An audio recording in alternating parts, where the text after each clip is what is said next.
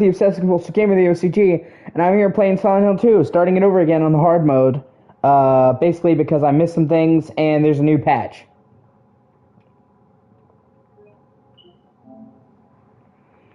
Waiting for my girlfriend to join the chat. Oh, mon ami.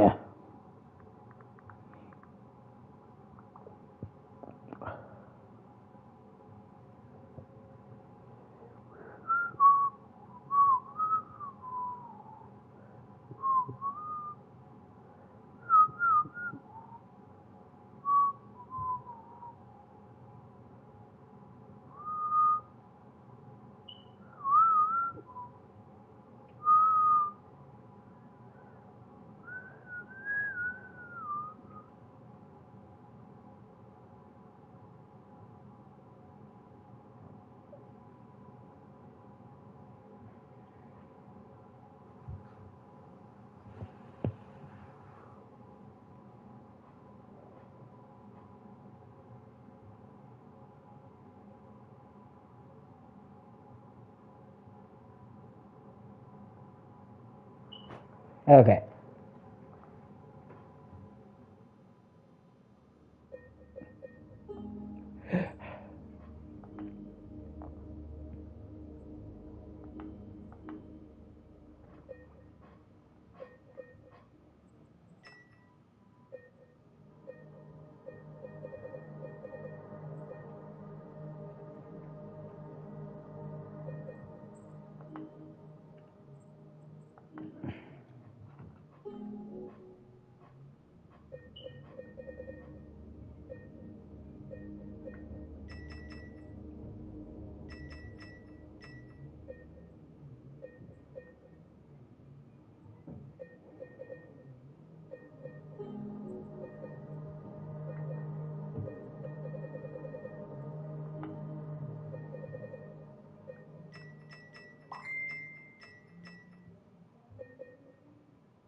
Oh, hey, little singer. How's it going? Good to see you. They just added I missed a couple of items on Silent Hill 2 Remake, and then they just released a new patch, so I decided to start over. I wasn't that far in anyway on my hard playthrough. Plus, I think I'm going to make a video about it. I got a lot to say about the remake, and the fans' response to the remake, and how shitty they were, so I think I'm going to make like a full video about it. So I gotta collect footage. And I'm doing okay. Just biding my time until Horizon Zero Dawn Remastered comes out. And also, I was really enjoying the demo for Wise 10. I think I'm gonna get it next month. I can't get it this month, but the demo lets you play like the first 8 hours of the game, because it's a very long game, and the first 3 chapters, and I was really impressed by Wise 10. Or Yeez, however you want to say it. God in heaven, please. Sorry. Mosty's being a whore. God in heaven, please do me 2 favors. 1, please give me do something to do with drink. Please do something to do with me. Drink any parts you consider dead man. 2, please do it forever right now. Like next 7 hours of this and anything else. Sorry. And it's actually on PS4, PS5, Switch. I would try it out if I were you. If you like JRPGs, which I think you do. I love JRPGs. I really, really like Wise 10. I was really fucking impressed too. And even though it's Wise 10, if you're unfamiliar with Wise, it's like Final Fantasy. Each game is a separate tale. I've heard good things about Gungrave Gore. I heard that it got an update. I haven't heard of Please Forgive Me, Father. But Yeez is like Final Fantasy. The setup is that you're a doll Christian, a guy with red hair, that's like his characteristic, and you're going on an adventure. Each game is a different adventure, so there's references to other games in this series, but each Yeez game is standalone, so you don't have to play any other Yeez game to get into 10. God damn, please give me, doesn't need them.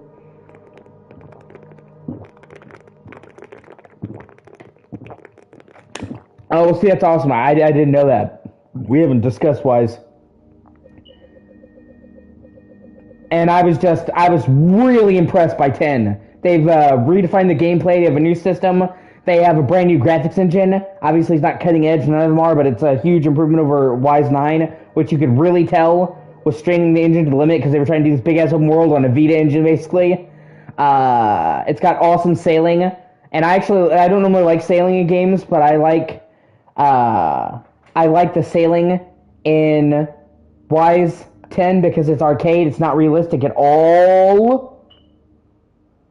So it's like you move around super quick. In a lot of games, the sailing is too slow and cumbersome for me. And you said Wise Origin. You know, I feel bad to say this, but I own Wise Origin on Xbox, and I haven't fully played it. I got it on sale for a couple bucks a while back.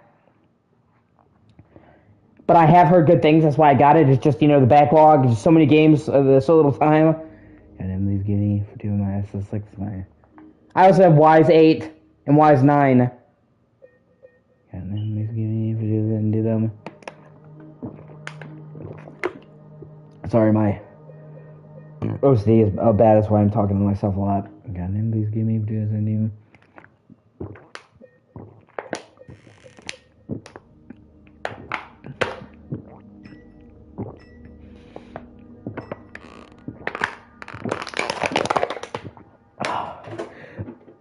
Yeah, I got to play a couple hours of Octopath Traveler on Game Pass, and I did like it.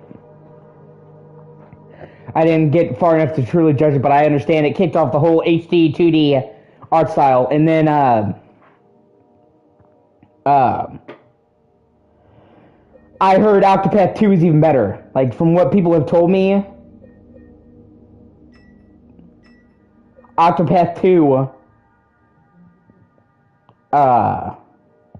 is yeah, even better. Like, people said, like, yeah, hopefully they keep the series going. I'm also interested in maybe getting the Dragon Quest 3 HD remake, because they're adding all these huge quality of life features and then adding that gorgeous art style. And I think that might be one of my favorite versions of that art style. I'm also trying to get Star Ocean 2R, the remake, because it looks fucking great. It has that art style. We'll see. Hopefully I can. I get paid at the start of next month, and I'll be able to get at least one game. Unfortunately, there's always 10 games I want and only enough money for one, but what are you going to do? Okay, now we'll start. I'm going to do Combat Challenge hard, Puzzle Challenge hard. Okay. Yeah, I've seen some of it, and I've definitely heard of it, but the focus on crafting doesn't really kind of do it for me. I could be mistaken, but it seems like they're lighter on story, and have a focus on crafting, and I'm gonna be honest with you, in most games, the crafting is one of the things in JRPGs I don't normally fuck with. There are exceptions where the game does it right, but for the most part, I don't mess with the crafting.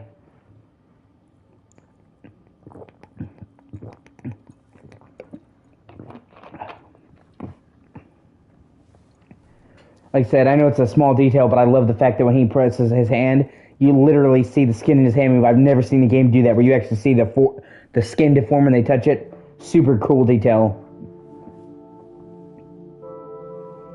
Bloober is actually kind of having their moment right now. Because they basically proved all the haters wrong. For years, people have been dogging them, shit-talking them, and now they pretty much made everybody eat their words with this remake. And, you know, they never... Oh, okay. I didn't know that then. I'm only basically familiar with Atelier. Atelier? It's supposed to be French. Atelier? I don't know. This town. Excuse me. That's why I'm going to drink a lot of water. I've been trying to stay more hydrated. I didn't drink nearly enough water. And now I am, but it comes with downsides. Like having to piss a lot more. And also, I don't like the taste of water. I know that's controversial, but I've never drank any water that I like the taste of ever. And I've tried a lot of good water. Even Deer Park water I drink, it's considered to be great water. Like some of the best bottled water you can get. And I still don't like the taste of it. So that's why you see me chug it, so I can get it over with, basically. Dreams. I see that town. Silent Hill. You promised you'd take me there again someday. But you never did. Well, I'm alone there now. In our special place. Waiting for you. Oh, well, you know, I'm glad you like it. It makes your life a lot easier. My life would be so much easier if I liked the taste of water.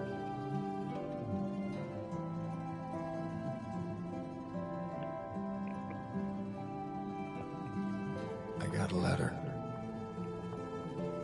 The name on the envelope said Mary. My wife's name. It's ridiculous. Couldn't possibly be true. That's what I keep telling myself. Mary died of that damn disease 3 years ago. No, it didn't. I agree. Downpour's great. So then why am I looking for her? Our special place. What could she be? I wish I could get my hands on a copy. This whole town was our special place. But it's crazy expensive now. All the Silent Hill games got jacked up in price. They're the fucking scalpers. Is she really alive? Waiting for me? Like, the game is like $50 for a used copy right now. 50, 60. Which is just pathetic.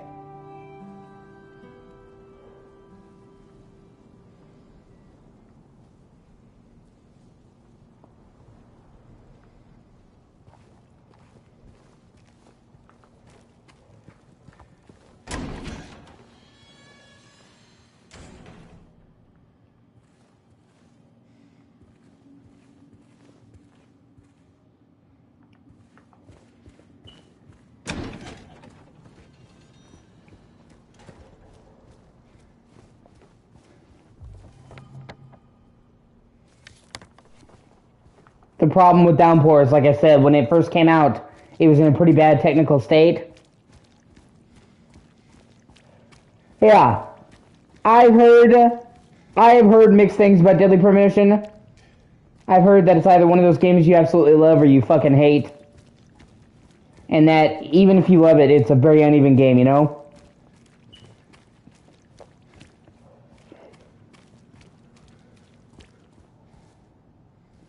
Yeah, I love how you can close the car door. Just little details. I haven't gotten to play it. But in all fairness, I have like plenty of games other people don't like.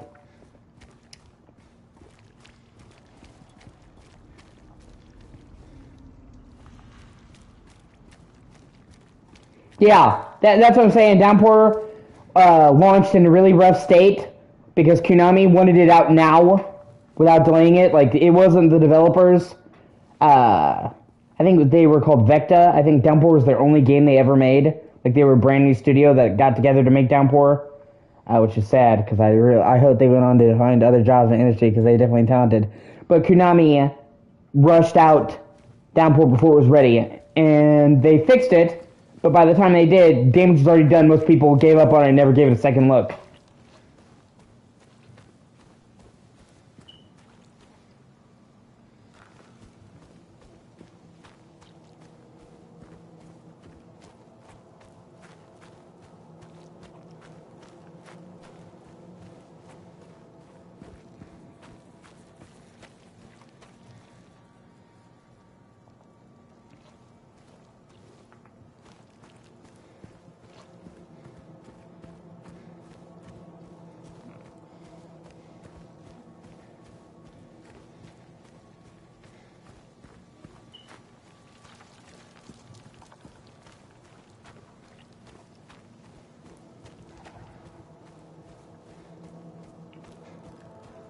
Yeah.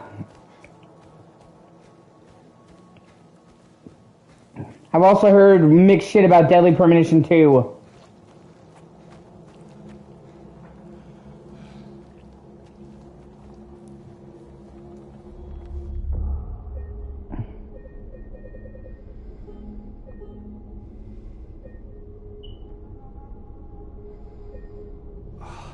It's like someone's groping around my skull.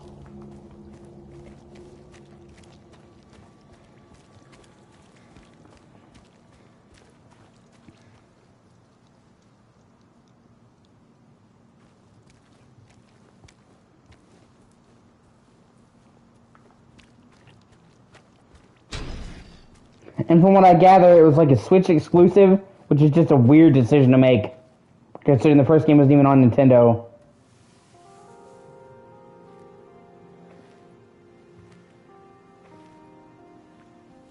Yeah, like it seems like it would have greatly benefited from not being on Switch. I'm sorry. I was just... Hey, it's okay. I didn't mean to scare you. I'm kind of lost. Lost? Yeah, I'm looking for Silent Hill. Is this the right way? Yeah. It's hard to see with this fog, but there's only the one road. You can't miss it. Thanks. But... I think you should stay away. Okay, well then I'm sure on PC it would be a lot better. This town, there's something wrong with it. And it's not just the fog, either.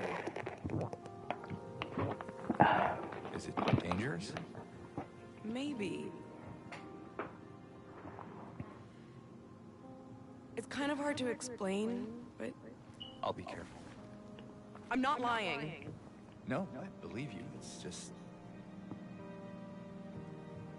I guess I don't really care if it's dangerous or not. I'm going either way. But why? I'm looking for... someone. Someone very important to me. Me too. I'm looking for my mama. I mean, my mother. It's been so long since I've seen her. I thought my father and brother were here, but I can't find them either. I'm also really looking forward to, Bluebird just announced a new game, Kronos. It's like in 1980s Poland, but it's like a futuristic Poland. I hope you find them. Where the, timeline is broken down, and you're, like, trying to fix the timeline. So it's, like, retro-futuristic, and it's sci-fi, and it's gonna be a survival horror game like Silent Hill with ammo and shit like that. It's not gonna be like Bluebird's other games. And it looks really fucking good. So it looks like they immediately went from the high of this game and the critical reception to BAM! Here's our own new IP coming out next year. And I hope they have other Silent Hill games in the works, because they're usually working on 2 or 3 games at once.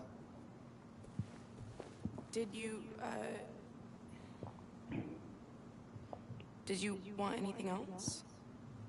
No, it's just... Also, Orbital Sigma, I will unblock you on Discord. I blocked you on Discord a while back when you stopped talking to me for like a year and a half. I thought that you were personally ghosting me, so I blocked you on Discord. I'm sure you can understand why. I will unban you and I'll invite you back to my group. This fog. Try to get more people in the group, get it more active. Does it seem unsettling to you? I guess. It's just through the gate and down the path. You'll get there in no time. Good luck finding the one you're looking for. Yeah, I should probably get going.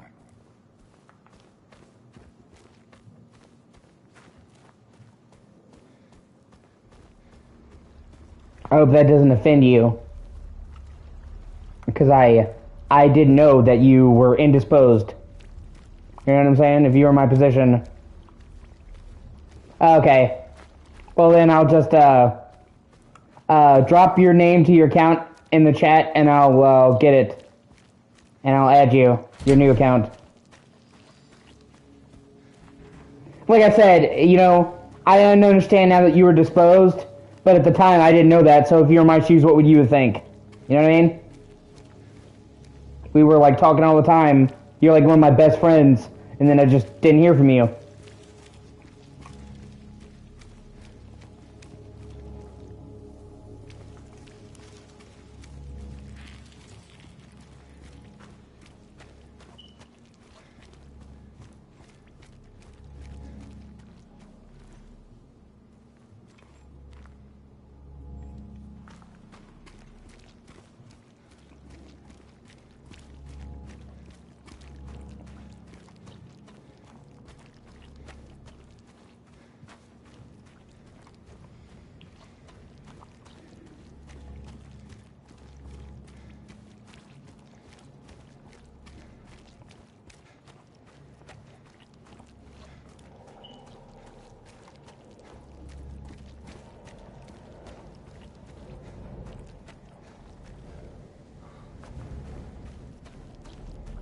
Yeah.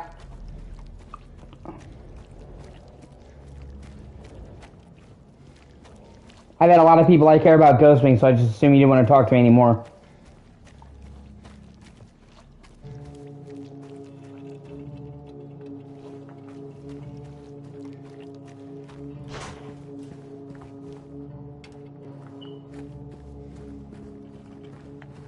Hello? Anyone in here?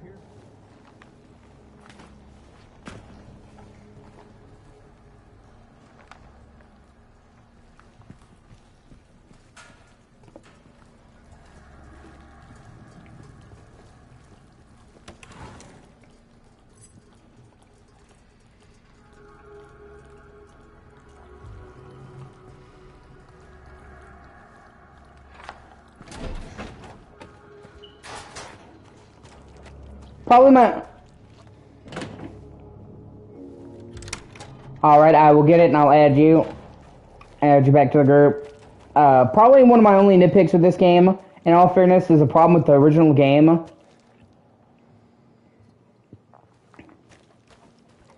Is New Game Plus doesn't let you keep your weapons. Like, you can get new stuff, new endings and all that, just like in the original game, get the chainsaw. But I really want them to do a New Game Plus where you can keep all the weapons from the start, you know what I mean? That to me, you're really awesome. Because you don't get the shotgun until about halfway through, and you don't get the fucking rifle until you're in like, the last act. So that, to me, would make New Game Plus awesome. I hope they can patch that and add that in.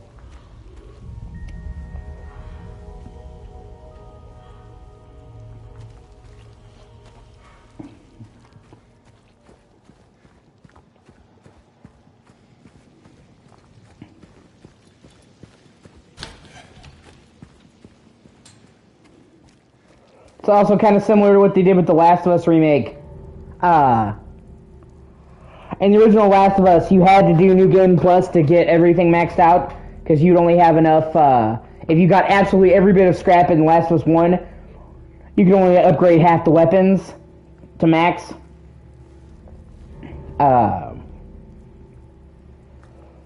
the problem with New Game Plus is that you still had to you still could only get the weapon when you got it in the original game. So you still had to wait, you know?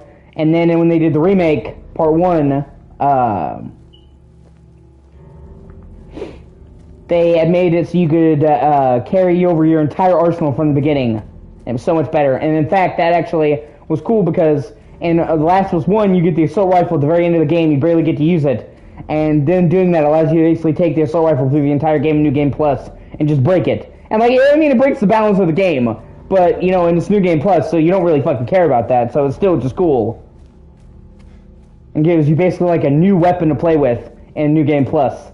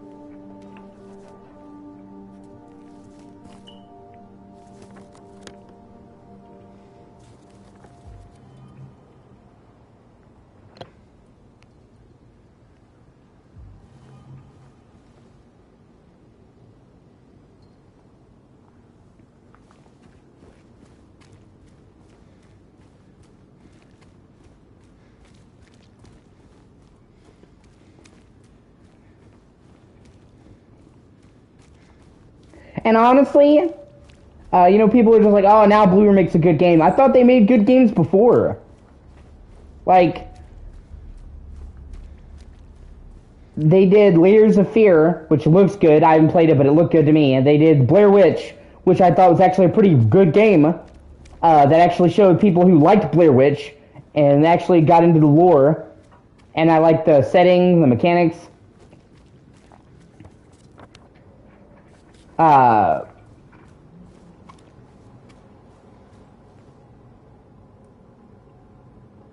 Observer, I've heard, is really good. I haven't played it, so I can't say that, but people have said it's really good. And it has Rutger Hauer in it as the main protagonist, and I love Rutger Hauer.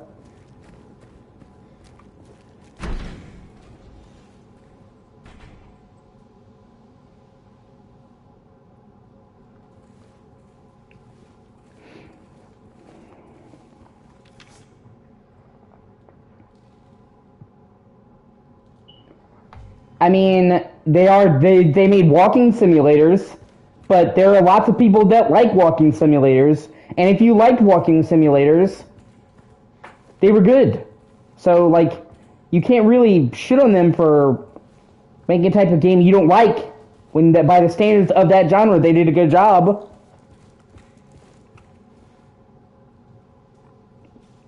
And, you know, I think another part of it was the medium.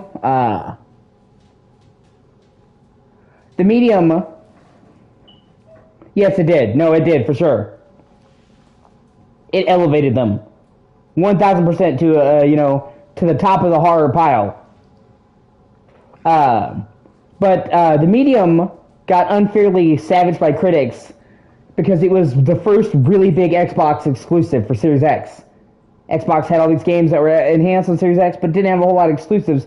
And the medium was that, and it got a lot of press for that. And then it was just kind of a smaller indie game.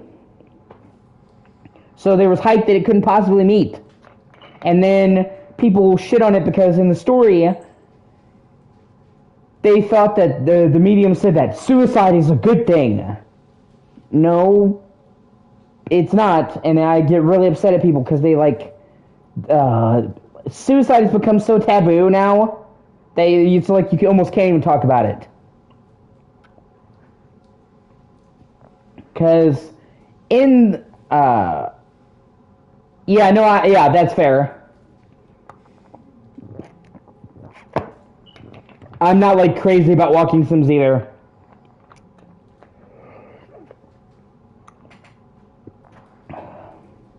But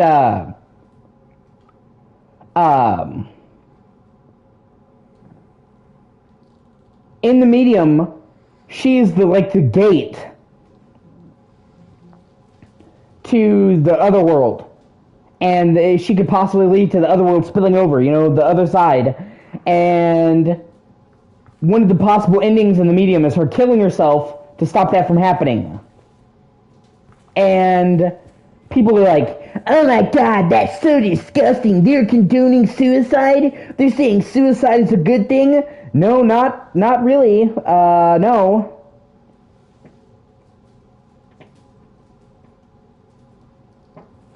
This is not them saying, well, suicide's good. This is them saying, like, an ending where she chooses to sacrifice herself to save humanity. There's, like, been a million fucking games and movies where that happens, where it's like, I have to give up my own life to save the world.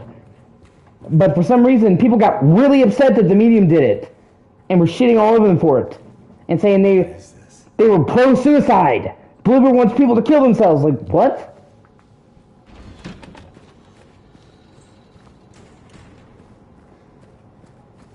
Basically, in the medium, you could choose to make a heroic sacrifice and save the world or join the dead. That's the whole point of the endings.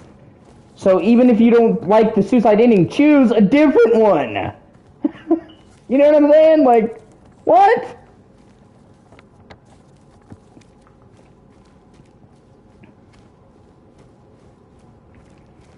And it's funny how, like, people had the opposite complaint for this game.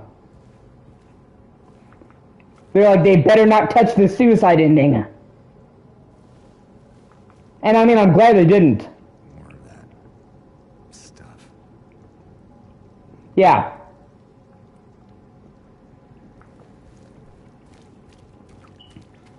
I'm just saying, like, what time is it? Hold on. Yeah. People are okay with Silent Hill having a suicide ending, where he's literally just like, I know you would have wanted me to live, Mary. I know you would have wanted me to keep going, but I'm going to kill myself because I can't forgive myself. I'm just too far gone, and that's cool, and nobody bitches about that. But if they have, oh, I'm going to kill myself to save humanity, oh my god, what? Just weird. And like I said, I'm not saying that that ending should be censored. I would have been devastated if they did that. All the endings were intact. I'm saying the double standard, where people are okay with it for one game and not okay with it from the other, even though it's by the same fucking developer in the same genre. I can honestly say that by their standards, in Silent Hill 2, the suicide ending is more selfish. Because James is just killing himself because he can't cope, whereas the chick in the medium is trying to save the world. But it's a game. Hey, wait. See, Halloween is a prime example of why naming movies the same name is problematic.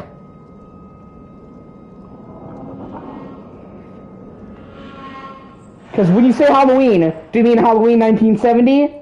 8, I think?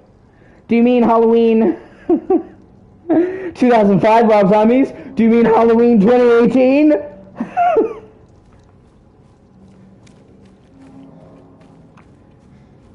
Because they're all named the same shit!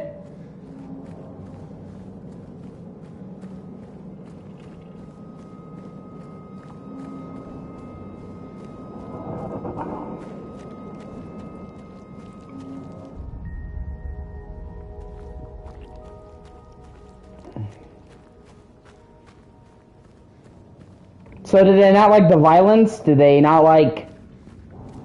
I don't understand how they liked Halloween and they didn't like Maniac.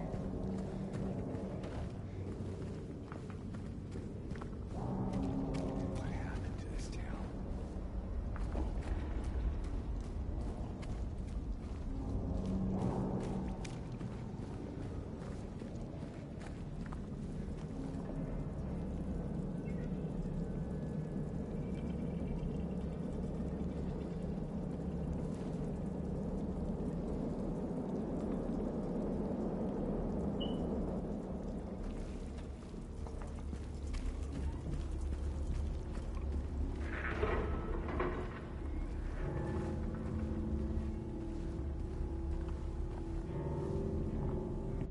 Yeah, I don't really understand that logic. Because, like, in Halloween, Michael kills fucking everybody, deserving or not. Like, he kills innocent people. He's a killer. Like, every now and then he might kill somebody that you're rooting for him to kill, but that's, like, the exception. Most of the time he's trying to, kill him. Like, did Lori deserve to die? He's trying to kill her. I mean, in Halloween, he kills and eats a fucking dog. A dog.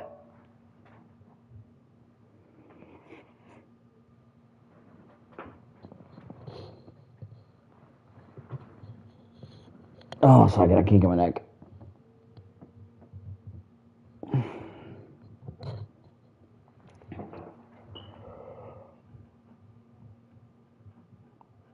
Oh.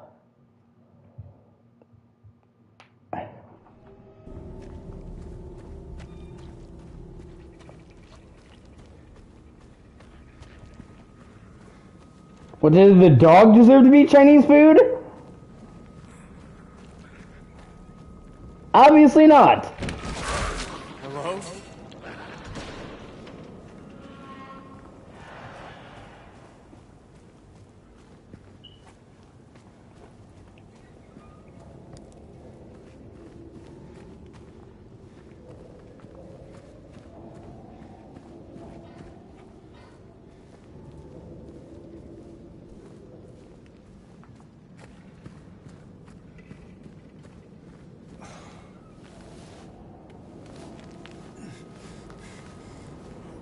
Yeah. Well, I'm not like a huge gore hound. I'm not like adverse to gore.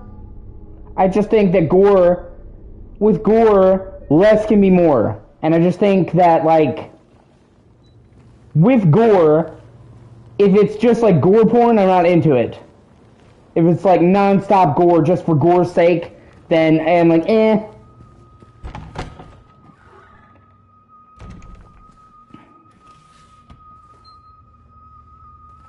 And at a certain point, At a certain point, the gore just becomes almost slapsticky to me, where it's hard to take it seriously.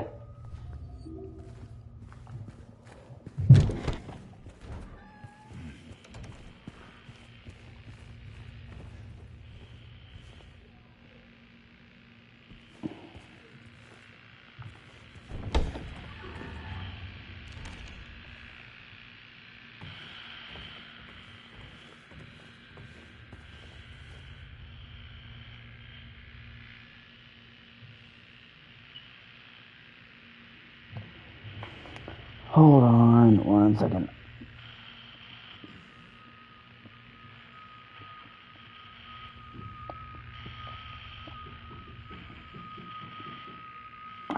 Trying to...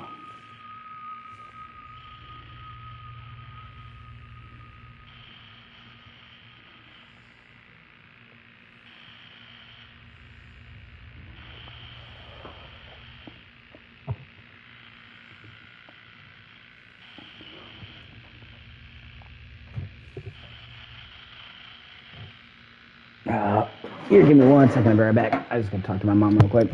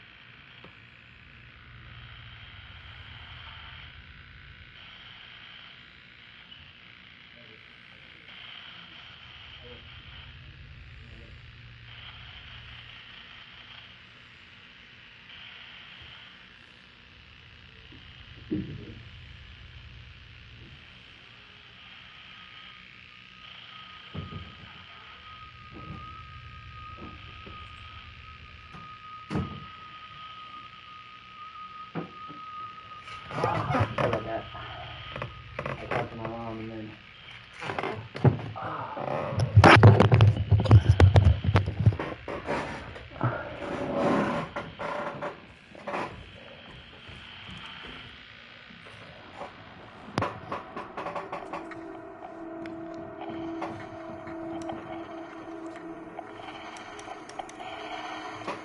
Yeah, if they have a new Silent Hill game made in modern times, they can just have you have like an app on your phone for static.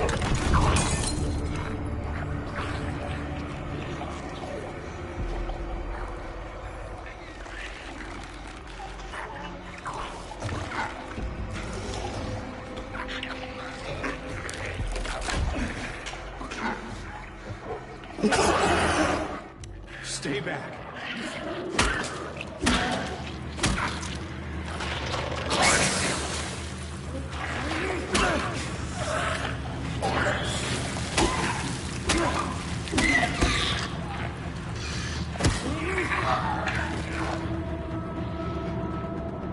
Is this what I saw in the fog? Whatever it is, it's not human.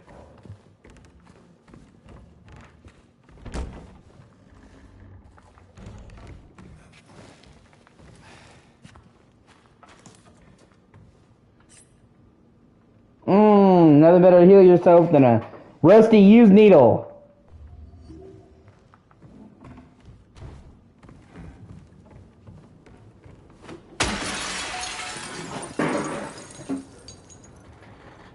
I haven't seen Nicole, but I know Korean horror can just be fucking insane and out there.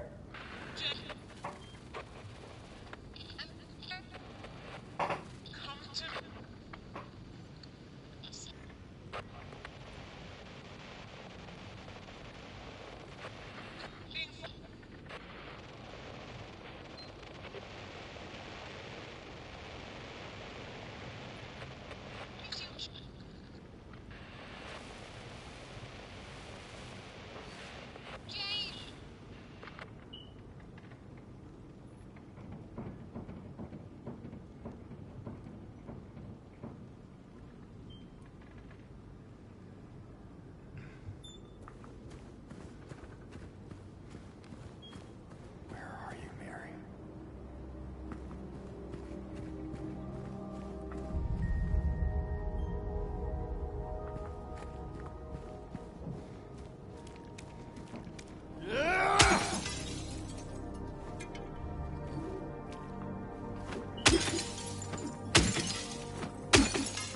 I also love how they play up on the other world in this game. One of the things that I didn't like about Silent Hill 2 very much in the original Silent Hill is that compared to the first game, the other world was very minimal and more subtle compared to the first game. Because in the first game, and in most Silent Hills, when it goes to the other world, it's like a huge fucking change. Is that?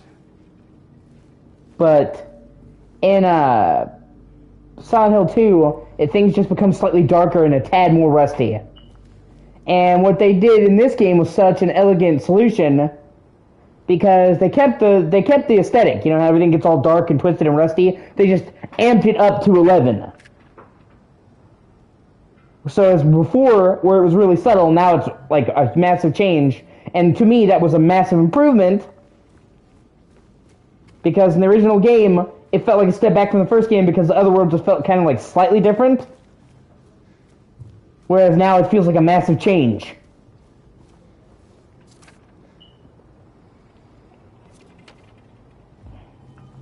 Plus,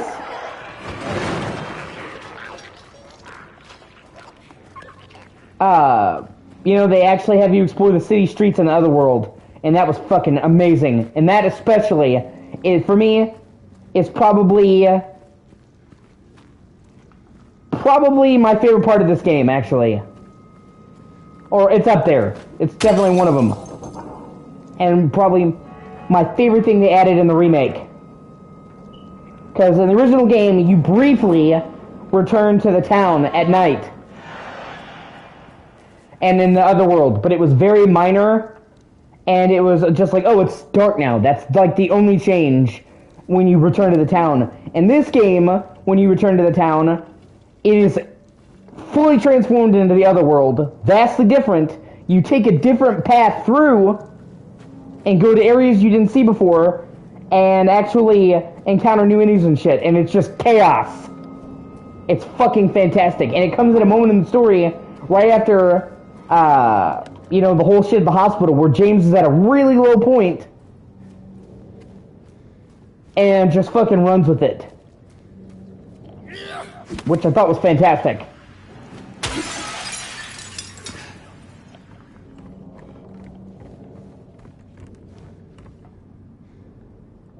So it took something that was just kind of there in the original game. Oh, it's the town, but it's dark now. And turned into, oh no, now the town is completely different. And I'm seeing all this different shit. Which I just thought was a much better solution.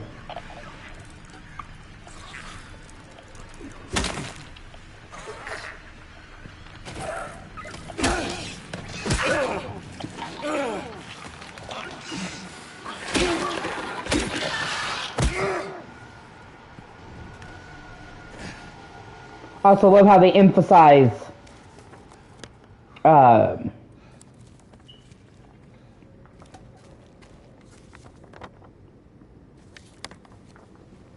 they really emphasize the lighting in this. They added a much stronger contrast between light and dark in this game.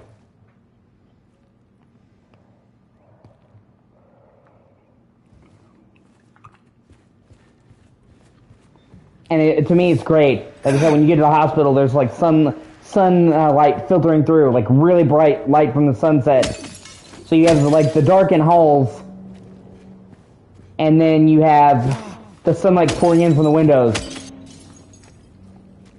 And they do that for like a lot of places. Add more light coming through, and it doesn't make them cheery. It just adds a bigger contrast, and they use it to add more color.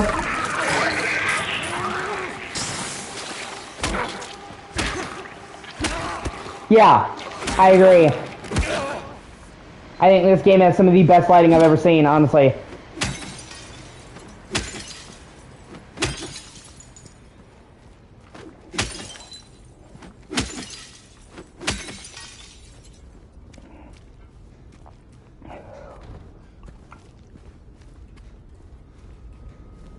Really puts Lumen to use.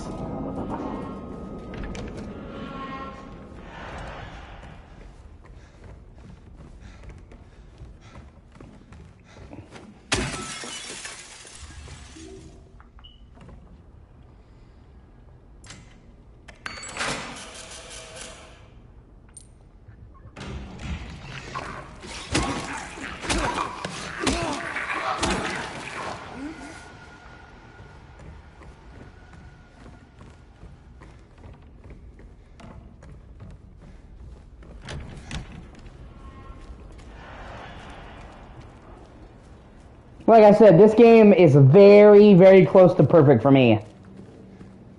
And most of the problems that I have with this game are very nitpicky.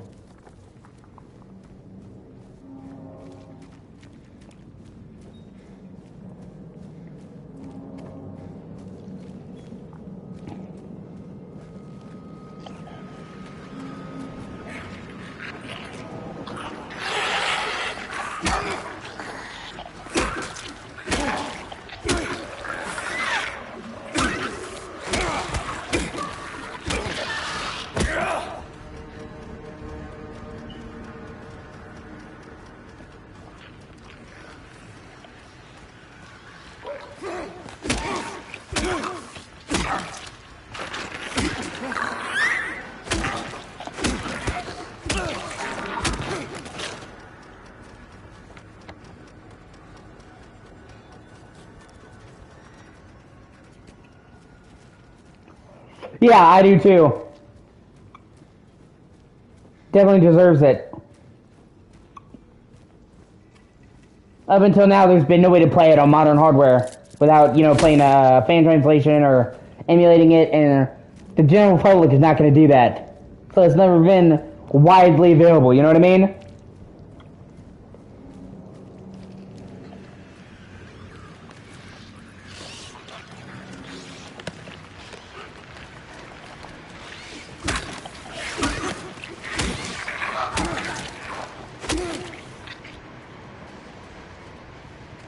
And not enough people know about it to go to the effort to, emulate or do a fan translation for a game that's 30 years old, that's obscure. So this, just making it widely available for the first time is a huge improvement. That opened the doors. Plus, while obviously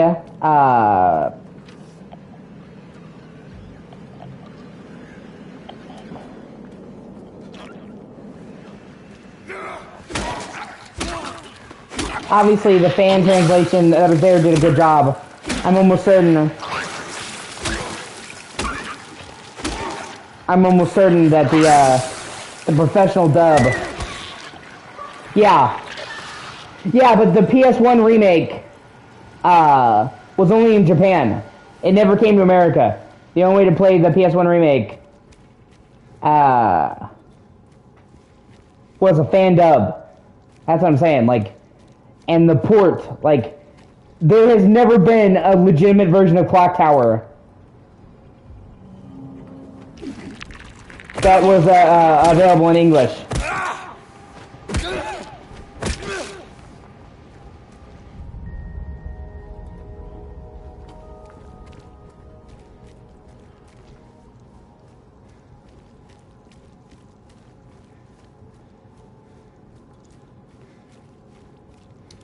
like I said, most people aren't going to go to all the trouble of getting a fan translation for a game that's 30 years old that's obscure that they don't know about. Only the hardcore fans. So just making it widely available is going to do wonders. Plus, the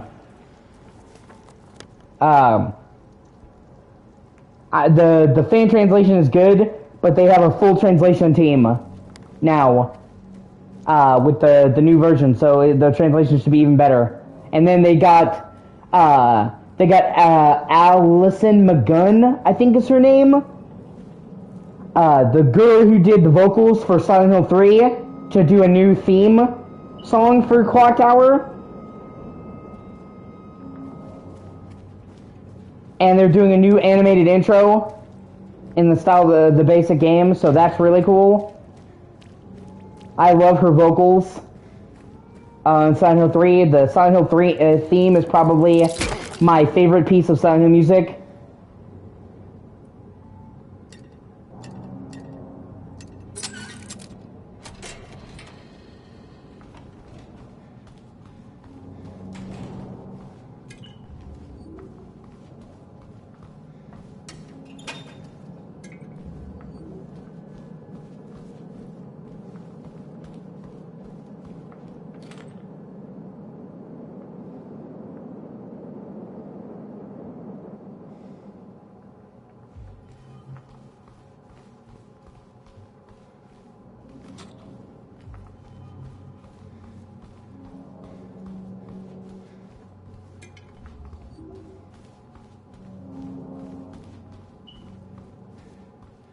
Making sure I got everything.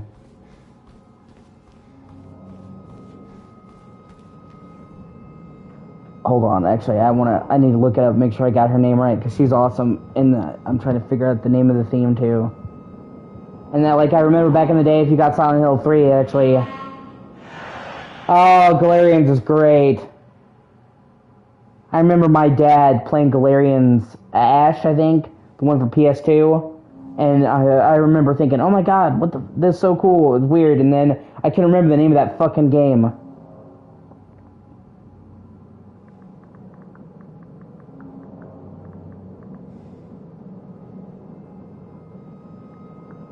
It was just so weird and out there, and then years later I came across somebody talking about it, I'm like, oh, that's it! No, I'm sorry, okay.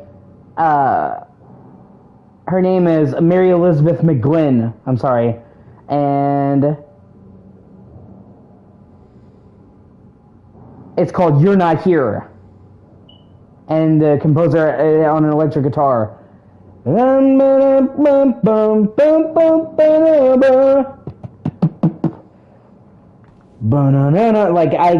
I literally hear the opening fucking thing of that song. I can see the Silent Hill 3 intro in my head. So the fact they're getting her to do a theme for Clock Tower is fucking awesome.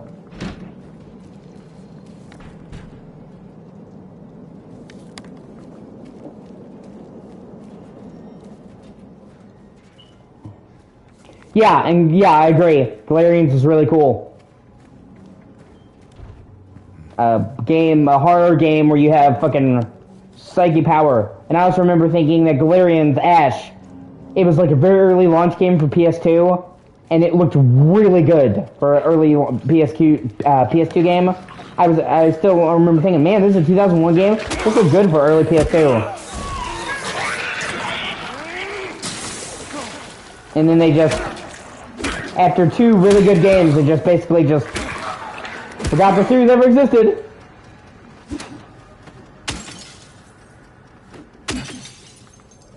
Also, man, you know, it's like, whose dick do you have to suck? Yeah, no, that's what I'm saying. Silent Hill 3 is my favorite Silent Hill by far. By far. And it's up there in my all-time favorite horror games as well. Like, if I had to make a list of my favorite horror games, it'd be like in the top 5. Fucking no contest. And story-wise, without a doubt, my favorite horror game ever. I really, really fuck with the story of Silent Hill 3.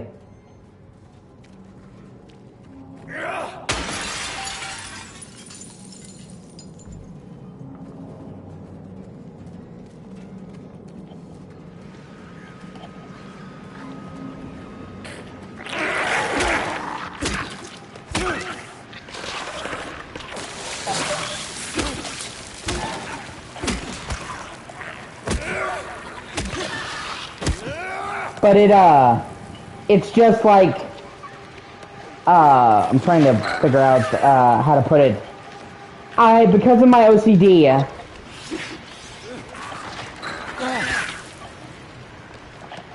you bitch. Because of my OCD,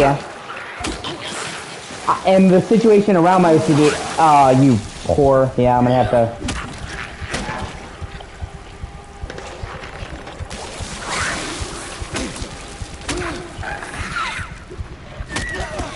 Because of my OCD, and because of the situation around my OCD, I've always had a persistent self-loathing of myself.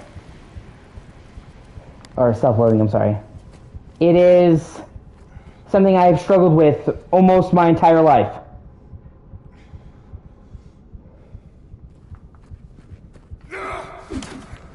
Because the type of OCD that I have is more intrusive thoughts, more obsession, less compulsion. Like, I still have compulsion, but it's mainly obsession type of OCD called pure O. And it gives you intrusive thoughts. And I didn't know it. And I grew up thinking that OCD was just people that like to be tidy and all that shit, because that's what people have made people think OCD is. Oh, he's super clean, he's anal. So I didn't know that I had OCD. I just had these awful thoughts, and they would disturb me, and I wouldn't know where they were coming from. I would hug somebody and I'd picture killing them, and I'm like, what the fuck? And it's not because I wanted to kill them. Like, I didn't. That was the problem, and that's the whole thing about intrusive thoughts. You see things you don't want to see. It's like you're seeing a bad image in your head, except you can't shake it. You know, so...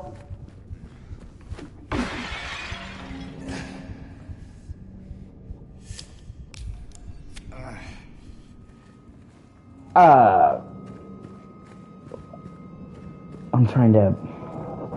So I've always had, like, this fear of myself as a kid. I would think, oh, I'm a monster. Oh, why would I think these thoughts? And I would always be afraid of what I might do. You know, and it wasn't until I grew up that I learned what I had was OCD.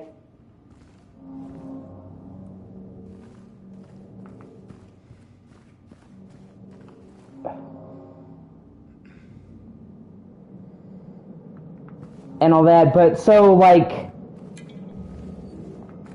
the whole, like, story arc of Silent Hill 3 is basically,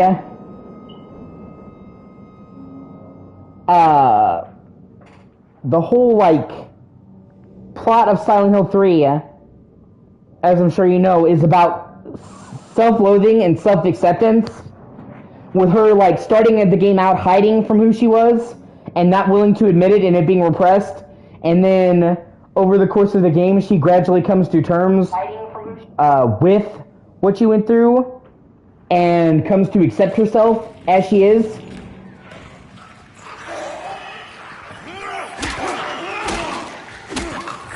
So that, like, that theme, it really speaks to me personally.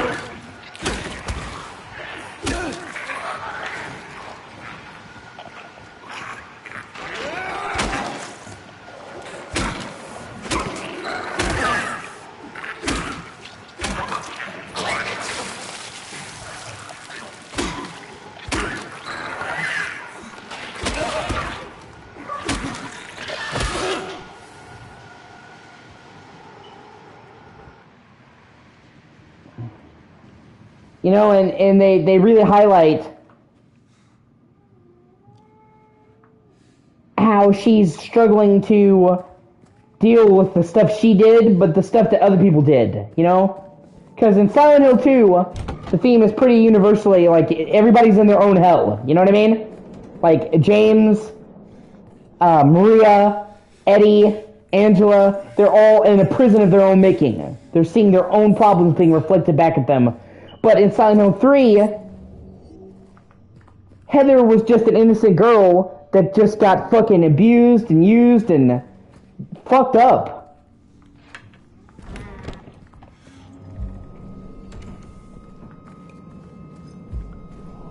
By a cult. And she did horrible things under their direction as a little girl. So it's like, they turned her into a monster. and she has guilt, and, you know, like, her coming to understand that I'm not responsible for what these fuckers made me do. It's just a great story. And then her relationship with Claudia, the detective, Douglas, you know, the fucking creepy Vincent. And there's just so many great fucking moments, you know, in Silent Hill 3. The Borley Haunted Mansion has got to be one of my favorite sequences in any game fucking ever. Like, ever. The first time I played that game and got to the mansion, I was in fucking palpable fear. And that, not only is that sequence insanely memorable to me, but it's just like some of the most unnerved I think I've ever been playing a game. You know, that whole time you're in that mansion, the setting, the kookiness, it plays with your expectations, and it just, the guy gets slowly creepier and fucking turns up the dial, man. And then it just explodes into, oh shit, they're trying to fucking kill me, run! You know, and he's sitting there fucking taunting you the whole time. It's like, living is hard, dying is so much easier. While fucking red mist come and the walls are shifting, it is just a fucking fantastic sequence.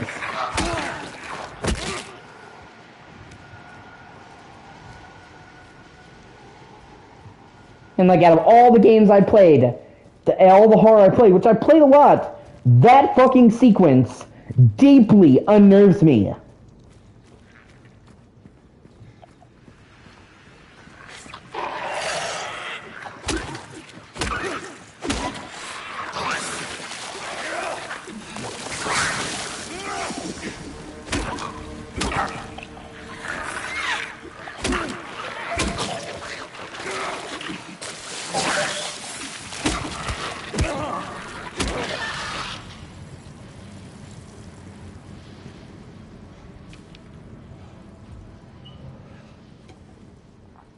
The fucking, the carousel boss, man, where she's fighting Darkless on the carousel, that fucking warps and distorts, super fucking awesome boss battle, and just so symbolic, and just the way she looks is just cool as fuck.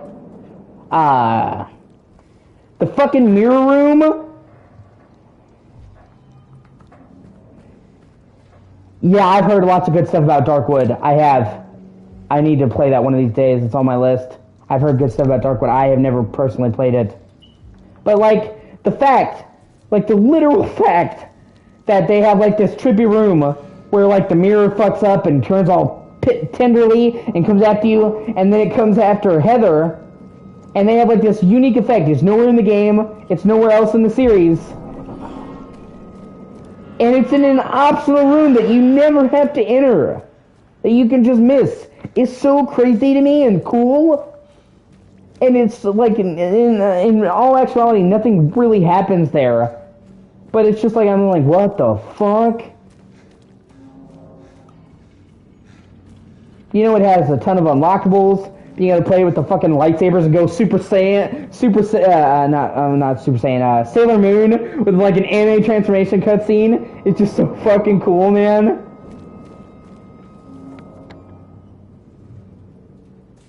The fact that it has all these extra Silent Hill 2 references, if you have a save of Silent Hill 2 in your memory card, is so fucking cool.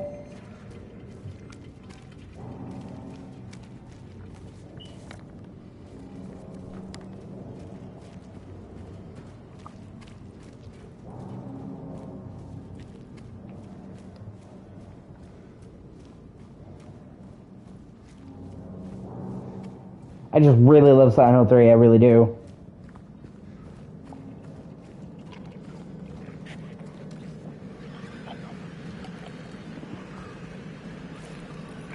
And I know everybody wants them to remake.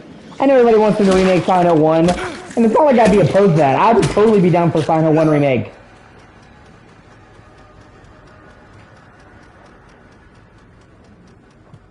Yeah, I've only played Clock Tower a little bit. I need to. And it is cool. I've seen a lot of good stuff about Clock Tower 3. I've seen the story. I watched the Nitro Red video about it. It looks great. it became super rare by the time I got the ability to play it. You know what I'm saying? So I haven't been able to get my hands on a copy of Clock Tower 3, and I don't have a PC to emulate it, but I wanted to play it. You know? And who do you have to fucking hump to get a fucking Capcom to do a remaster of Haunted Ground? I want to play that game so fucking bad, but it is so fucking expensive. And fuck, they even did it as a PS2 Classics for PS3, but only in Japan.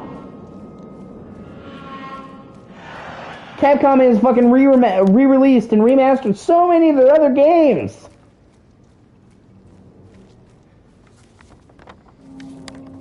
But never Clock Tower. Why? Not Clock Tower, I'm sorry.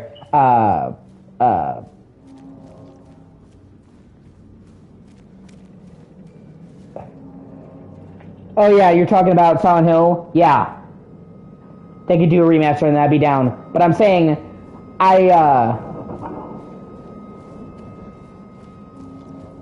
And you know what's crazy? I have actually played Haunting Ground. I have actually played a legitimate copy of Haunting Ground. When I was like 10 or 11, my friend had PS2 games, and he had fucking Haunting Ground, and he let me borrow it. But at the time, I was busy, so I returned it to him. So now it kills me, because I could have fucking played Haunting Ground. I was just too young. And my only option is to either shell out hundreds of dollars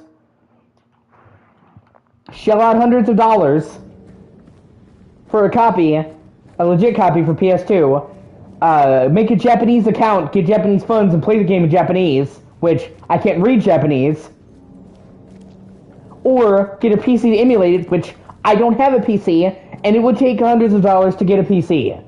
I would need an amazing PC, but I would still need a PC, which I don't have. So, you know, I so badly want to play that. I mean, Onimushu got a fucking remaster.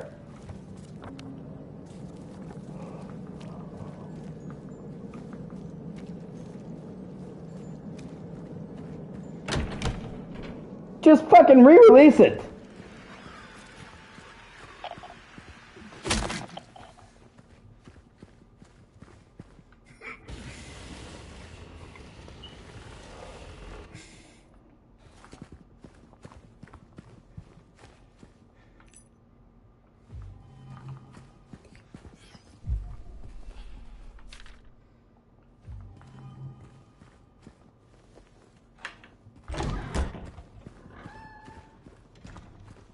You know, it's such a great, game that so many people need to play. And hopefully that'll happen, you know what I mean?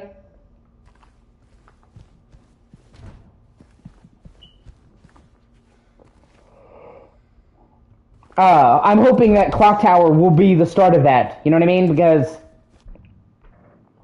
they actually reached out and got permission from Capcom to re-release Clock Tower, the first game. Yeah, Fiona does seem really cool. And Huey's fucking dope. And I love the fact that they literally confirmed that the dog in Resident Evil 4 is Huey. Like, the Shinji Mikami has literally confirmed it's Huey from Clock Tower. Or Haunting Ground, I'm sorry. It's literally the same dog. That's super cool.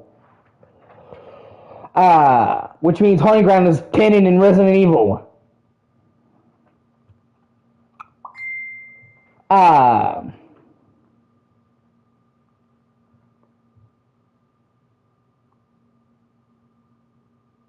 Hold on one second, somebody sent me a message.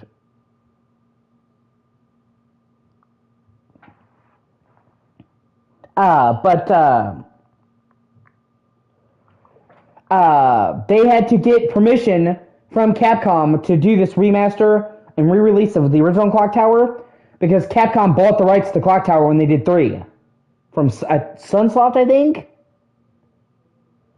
So they are already working with Capcom on Clock Tower. So I'm hoping that if this re-release goes well and enough people buy it, they'll do Clock Tower 2, Ghost Head. Obviously, they'd have to fix Ghost Head because it's fucking broken as is. And then Haunting Ground, because Haunting Ground literally was conceived as a spiritual successor to Clock Tower and has a lot of similarities. And they're already working with Capcom re-releasing their games, so it could happen. Like, I'm crossing my fingers that, this will lead to us getting Clock Tower Trilogy remastered and Haunting Ground remastered. Like, this is like, feels like the first step in that, and that'd be fucking awesome.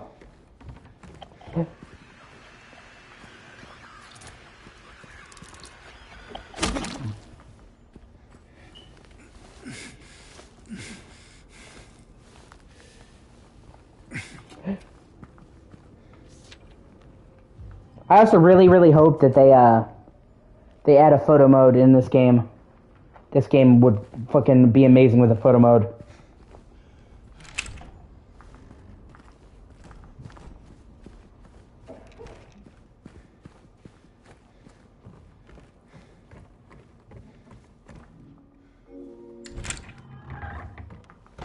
I mean, it's not like a deal breaker or anything, but I still would really like a photo mode in this.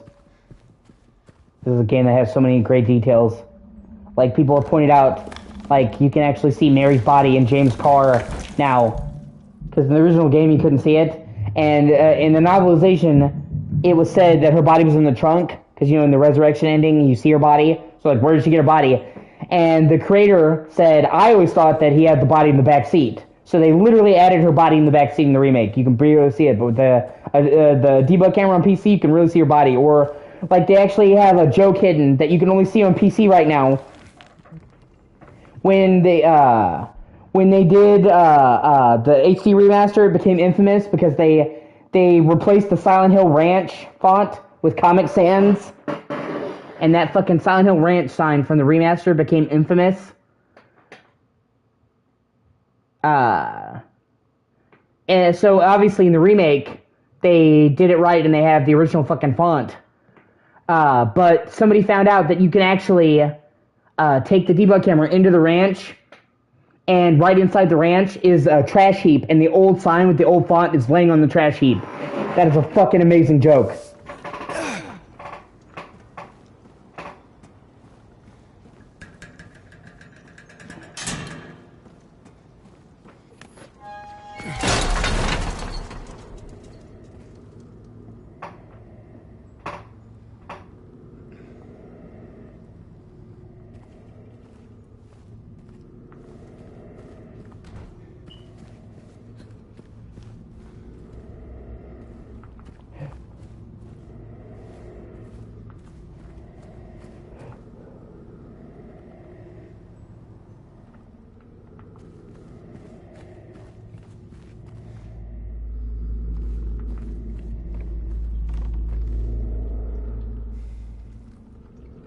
So now I also wonder what other shit they've hidden. If they hid something, you literally have to have the debug camera and go off the beaten path where you can never explore to see what other secrets they put in there.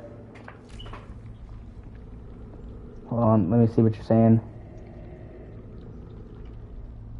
Just so I know what you're saying. No, I have not played Song of Horror. I haven't even heard of it until now.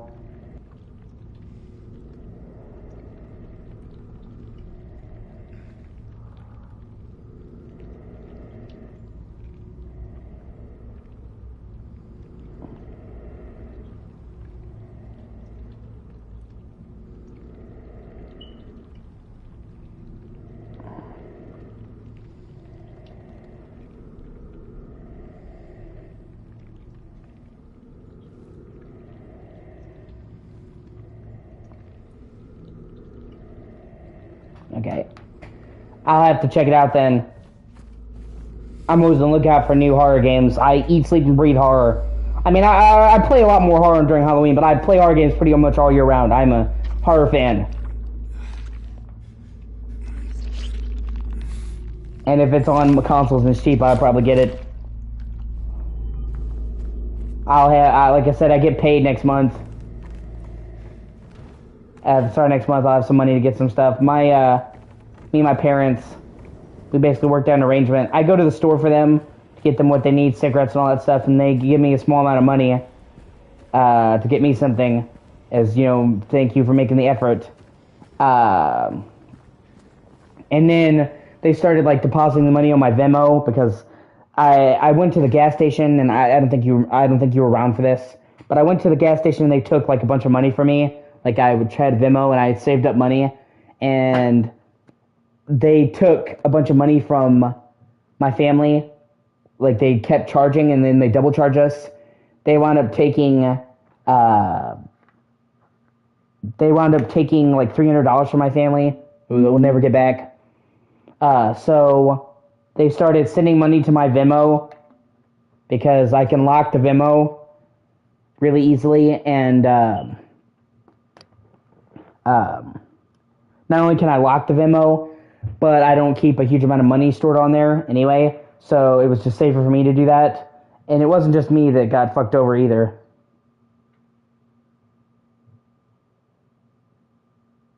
Hold on a second.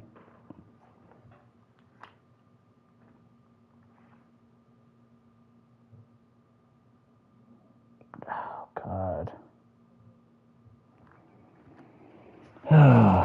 Fucking fly got in my drink. Oh, well.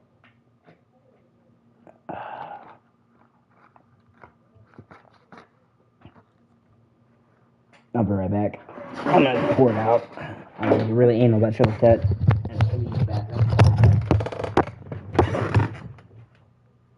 Yeah, I'll explain the situation here in a second when I get back.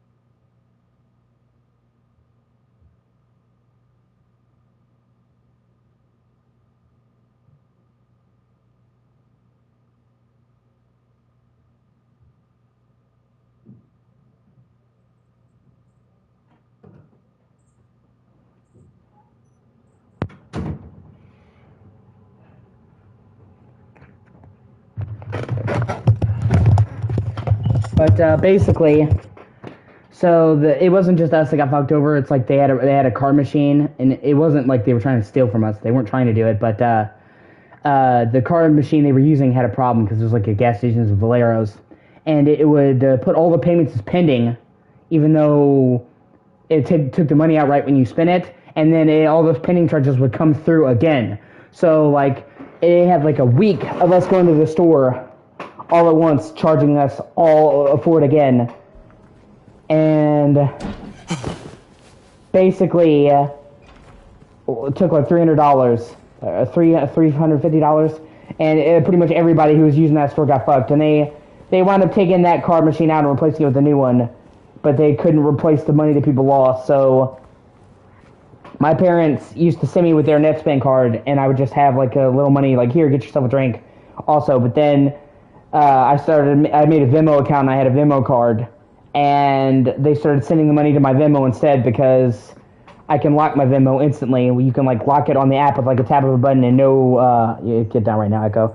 No transactions can go through, and I don't keep a lot of money on there. So, but the benefit of them doing that was I was able to start saving the money, because before, when my parents would like give me money at the store, it was still on their card, so I didn't have access to it. But when they started giving me money on the card, I could start saving it up. So I started being able to save up and get games that way through Venmo, because I have the Venmo card basically just works like a debit card. Anywhere that will take a debit card will take Venmo, pretty much. And oh no, I would have been so pissed. Okay, you don't understand. I went back to that fucking store near the end of the night, and I mean, I literally nearly fucking laid hands on that guy. Like, we nearly came to blows. Trust me, okay? The only reason I didn't is because, one, I would have been arrested. They're absolutely the type to fucking narc, okay? And for two, because that is the only store in the, I love you, Echo, but my legs are hurting me right now. You can cut back up here later. That is the only gas station that's nearby that I can walk to. Yeah, I love her. I'll let her up here as soon as my legs stop hurting. But that's the only gas station that's even remotely close. So if I piss them off, like I said, we just transfer it to my card, and now whenever I'm not using the card, I lock it. No transactions go through. And we haven't lost any money since then, knock on wood. So, but, so I was able to start saving money and spending on my own things, you know what I mean? So in a way, it kind of worked out better for me. Obviously, not the money getting taken part. So...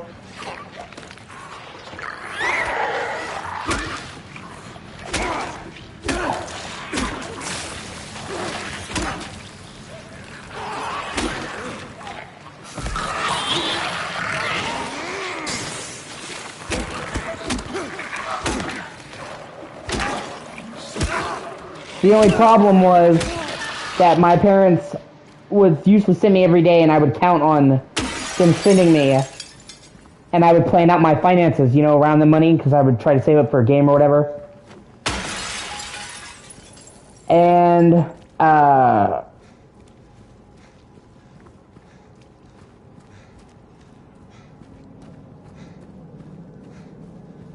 so, we kept running into problems. Because, like, my mom would be like, oh, I don't feel like sending you today, and then I would have planned out that money, so then be like, well, I'm fucked. You know what I mean? Like, now I'm short of the money I was planning to save for games, so me and my mom came to an arrangement where she's just going to give me a set amount of money at the start of the month, so that, you know, no matter what, if I go or I don't go, I get the money. Well, you know, it's not like I'm not going to go, but if she doesn't send me, then I have a fixed amount of money that I count on, because I do a lot.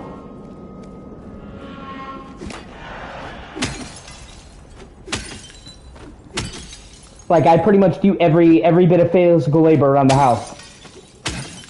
I help clean the dishes and put them away. I walk the dog. I get the mail. I go to the store every day. I get the groceries, a huge grocery order for the whole family, and put it away and sort it, carry it into the house. I go across town once a month to get my mother's medicine.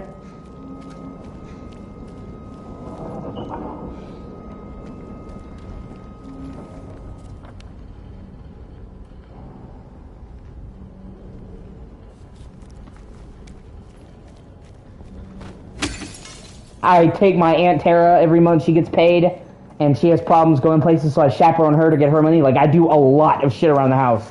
So, I've earned that fucking money.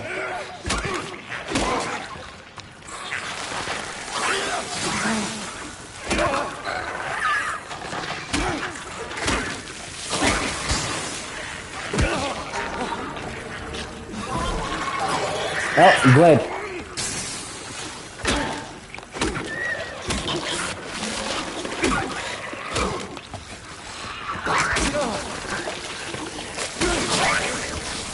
Oh, you asshole.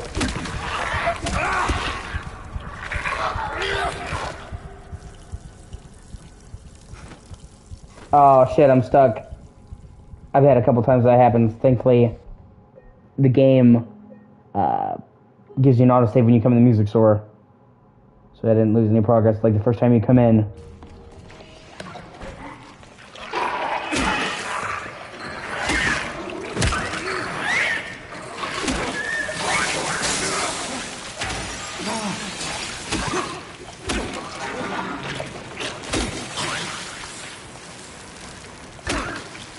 But, and I just, that just helps me out.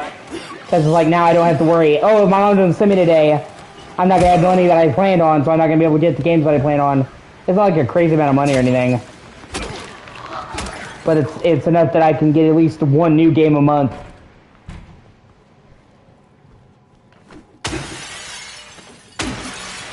Which is also good because as you know, I'm trying to make my streaming into a career. No, yeah, it loads incredibly fast. Like, you're not going to see it take longer than 5 seconds to load, ever. This game loads really fucking quickly.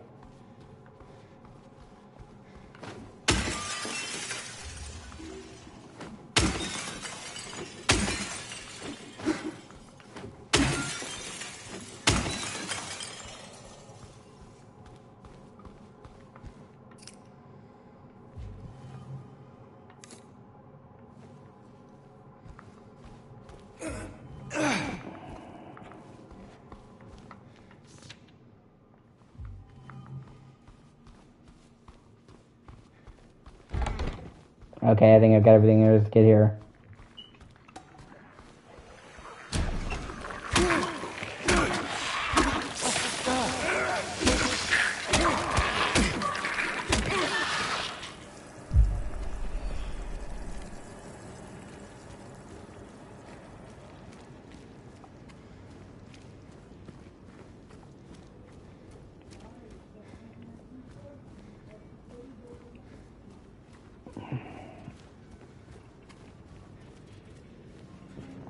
Hold on 1 second.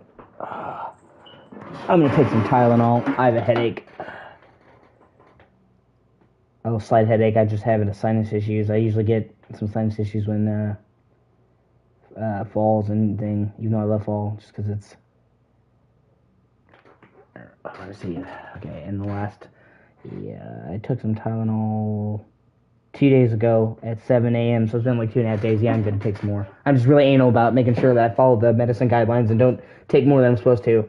Like, I literally will write down exactly when I take each medicine, and I'll even send it to my mom so she knows, because just I'm anal about that. I don't, you know.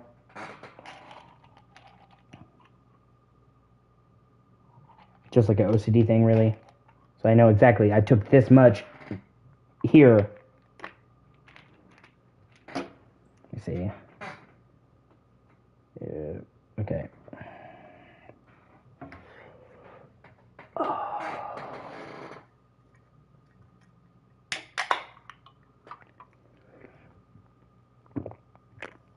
I'm just taking 2 Tylenol. Nothing crazy. Goddamn, please give me Dillium.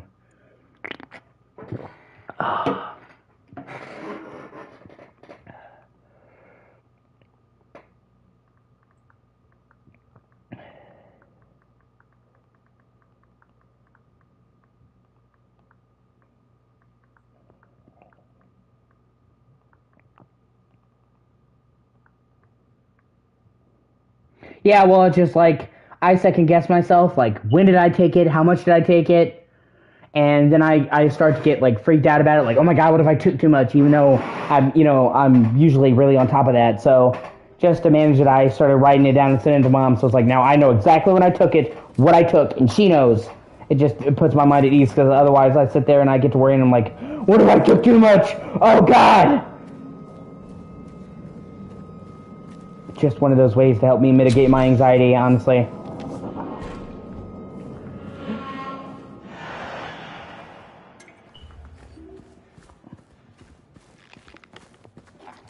Surprise, motherfucker!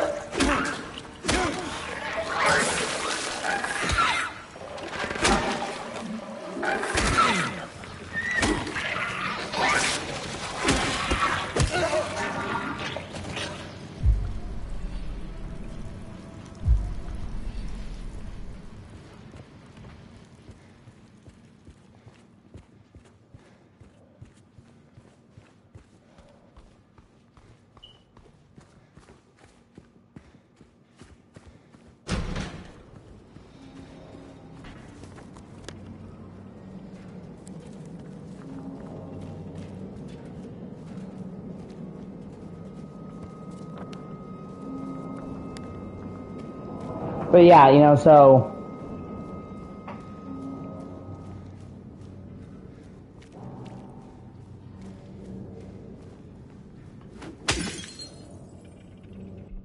Oh, sorry.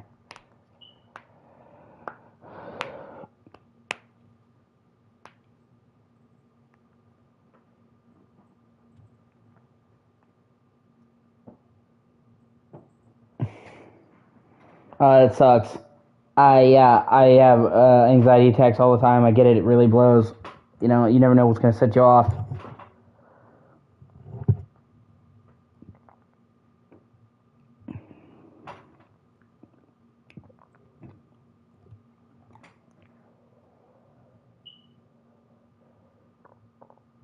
Yeah. When you say smoking, do you mean like marijuana or do you mean cigarettes? Not judging you, by the way.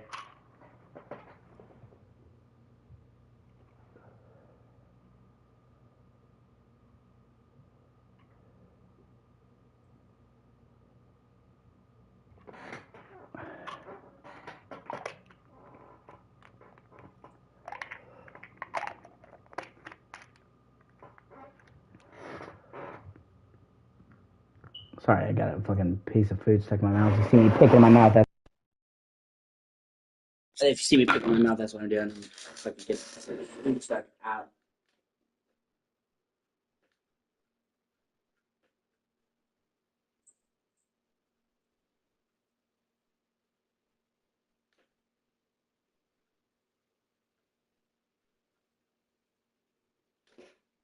Yeah.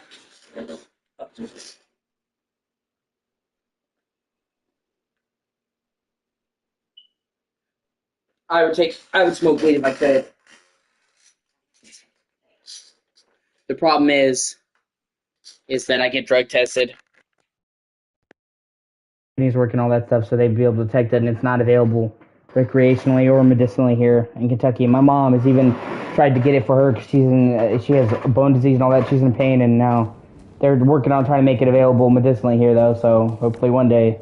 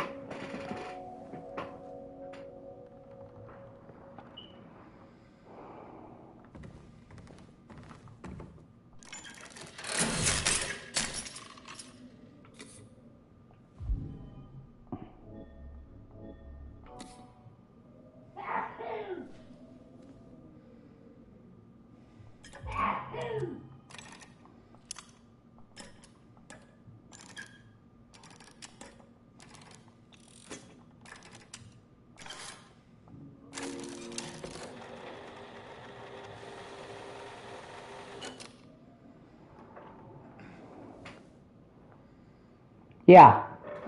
No, I get it. But that's the only thing is I get drug tested. So, like, they test my piss to check on my kidneys. So if they found weed, I'm pretty sure they would stop giving me more medicine, my anxiety medicine. So, and that would fuck with me getting disability.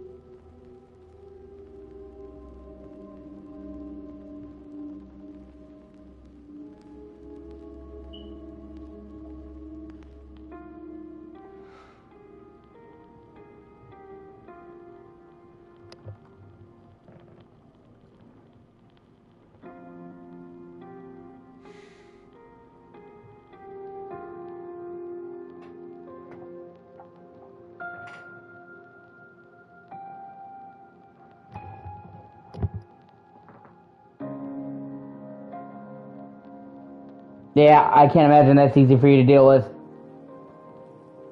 My mom is bipolar, and it's a nightmare for her. But she's not schizophrenic, thankfully. And I have severe anxiety. We spent the whole day there. Just the two of us staring at the water.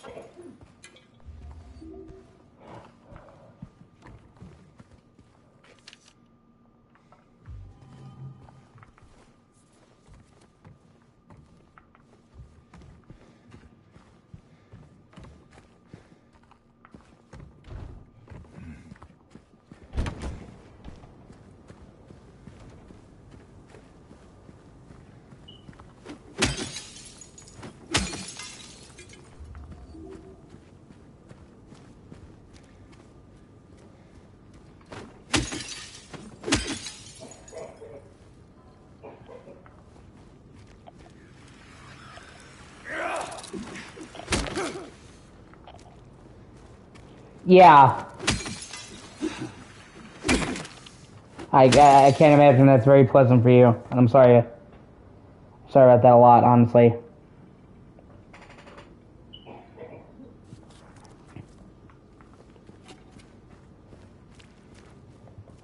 And in that game, it fucking unnerved me. So I can't imagine what it's like living with that.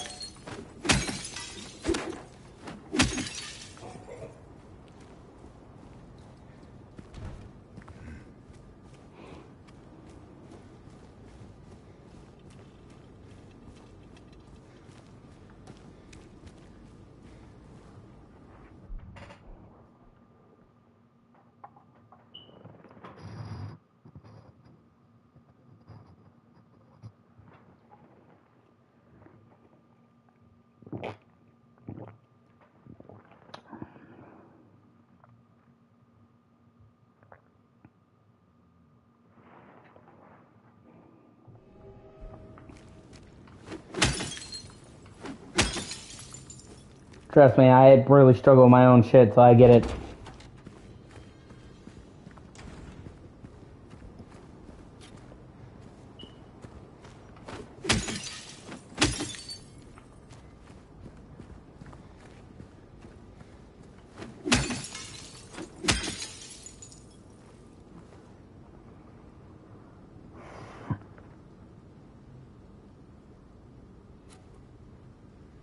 Yeah, they are.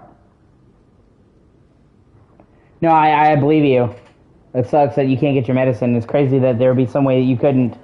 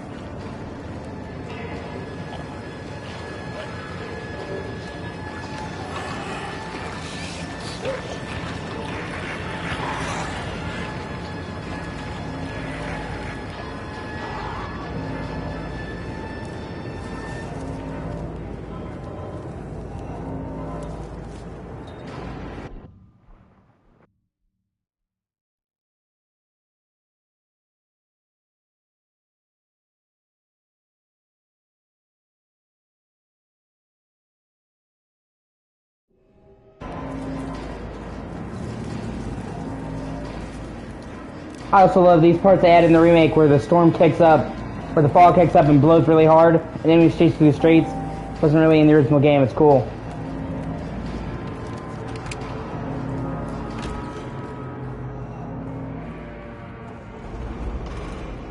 Now we're in the Woodside Apartments. Oh yeah!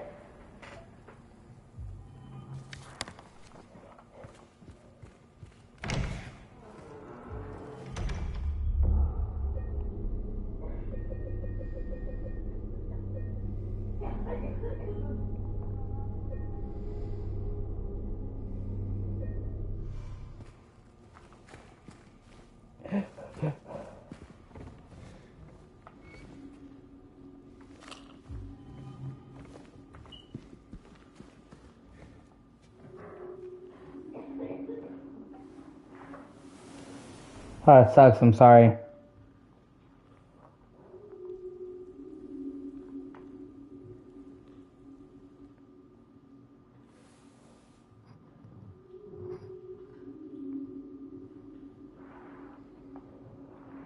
Ugh, God.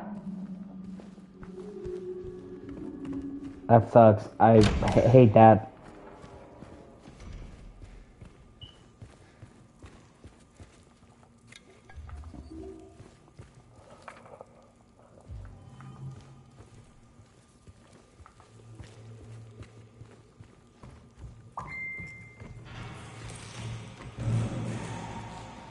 Hello? Is anyone there?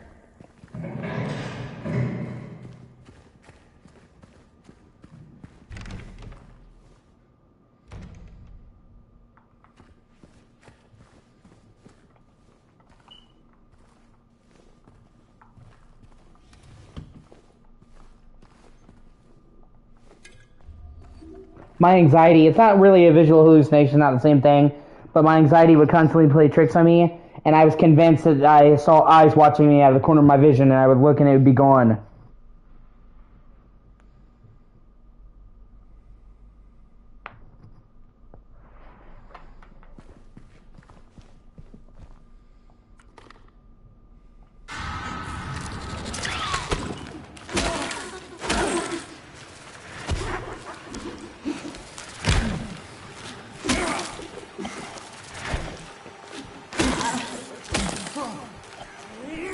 They do such a good job with these fuckers ambushing you and hiding. Like, they scared the shit out of me so many fucking times.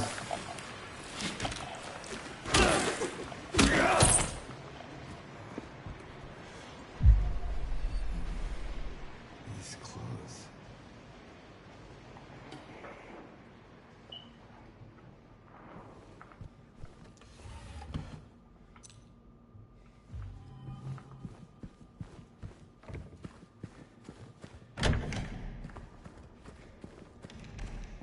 But yeah, I mean, I have some small nitpicks with this game.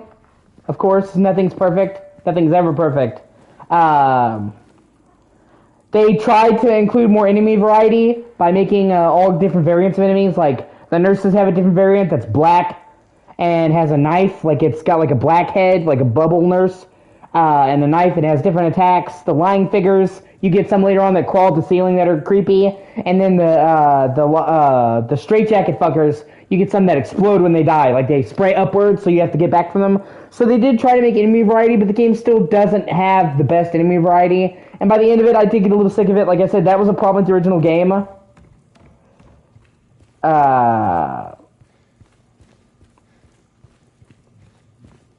Definitely... like I said, by adding all these enemy variants, they definitely did try to rectify it, but it still would have liked more enemy variety. There's parts in the labyrinth that go on for too long, and the pacing kind of drags. It's not bad, but it did slightly overstay its welcome. It picks back up, though, afterwards. And then the performance can really tumble. A lot of the time it's a solid 60 in performance mode, but then you get to certain places and it'll just tumble. It's never unplayable, and for a game that's so pretty, it's good that it manages to run at 60 a lot of the time. But, you know, when it chugs fucking hard. And I'd obviously like it if it didn't do that, and ran completely at 60 FPS. And then, like I said, I would really like it if the... New Game Plus lets you keep your weapons. But, you know, those are pretty much the extent of my complaints. The story is fucking fantastic. They kept everything that was great about the story and they enhanced it. If you ask me, the good performances really elevate it. Like James, I never liked him. I thought he was kind of an unlikable douchebag. But the guy they got for this, he's this British actor. I've never heard of him, but apparently he did a bunch of stage plays. Hopefully he'll go into more video game acting after this. But the guy they picked for James, he's incredibly likable and relatable, and I actually liked James for the first time, whereas before I thought he was a douche. And just liking James, the protagonist of the game makes me like the game like 10 times more just by that alone, because you really want to root for the protagonist. And I don't think he was likable in the original game. Like, I get what they were trying to do, but just the voice acting and delivery made him come off more douchey than anything else. So in this game, he really comes across as somebody who's relatable, somebody who's just trying to make the best out of a bad situation, everyman, and then as you get through the game, he does a fucking fantastic job of breaking down. He gets tireder and tireder and more worn down and more emotional as the game goes on. So, you know, at first he's kind of like an everyman, and he's like really calm and unassuming, but then as he gets deeper into fucking hell, You see bags under his eyes. He just gets tired when he talks. He gets angry. Like the whole scene where like Mary dies, he literally fucking slams against the ground. Like you can literally see like him breaking down as the game progresses, and it's just really cool to see his transformation, and then him coming up again after he comes to grips with it. Angela, they did a fantastic job with her. Maria, I know people dislike her design. I like it, and they added so much more dialogue with Maria. There was like 2 to 3 times the amount of scenes with Maria than there was in the original game.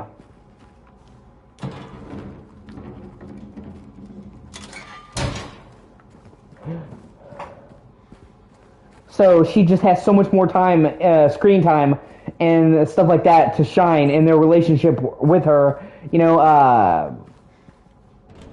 It's just fantastic. So the story is fucking on point. They kept everything that was already good about the original game story, but they greatly increased the acting and the cinematography. The combat is fucking great. The combat is great. It's tense. It's thoughtful, but it's not like an action game. It's not like Homecoming. The graphics are fucking fantastic. Some of the best graphics I've ever seen in a game, and hands down some of the best lighting I've ever seen in a game, especially later in the game when they really show off the lighting. Because obviously when you're in the town with the gray fog, it doesn't really show off the lighting, but later on they really show the lighting. The changes they made were great. They took the segments like the town that people loved, and they greatly expanded them, like adding twice as much buildings you can enter. They took segments that sucked in the original game and shortened them. They redesigned the boss battles to actually be good and not suck, because originally the boss battles were the weakest part. Even the people who like Silent 2 were like, yeah, the boss battles are just meh. They were just okay, and they were easily exploitable. They weren't very fun. It was just like, I've never heard anyone say the boss battles were good. They are good in this game. Okay, because they start out like the original fight, but obviously with much better gameplay. And then each boss fight now has 3 stages. So the fights start out like the original fight, but better, and then they fucking escalate like a Bloodborne fight. They're fantastic. And like I said, hopefully you'll be able to see me get to the part where I fight the Abstract Daddy, because that fight is fucking outstanding now. That fight in the original game was just shit. It's just a guy wobbling around in a room. And now you're chasing him through a never-ending series of corridors while he's chasing Angela, and the hallways loop in and back around each other, and the environment distorts as you're moving through it. And he's breaking down walls to get to you and coming through, and like the whole battle, you almost never stop moving. Like you basically only stop moving to like turn around and shoot him when you do the wall. So it's like a constant like.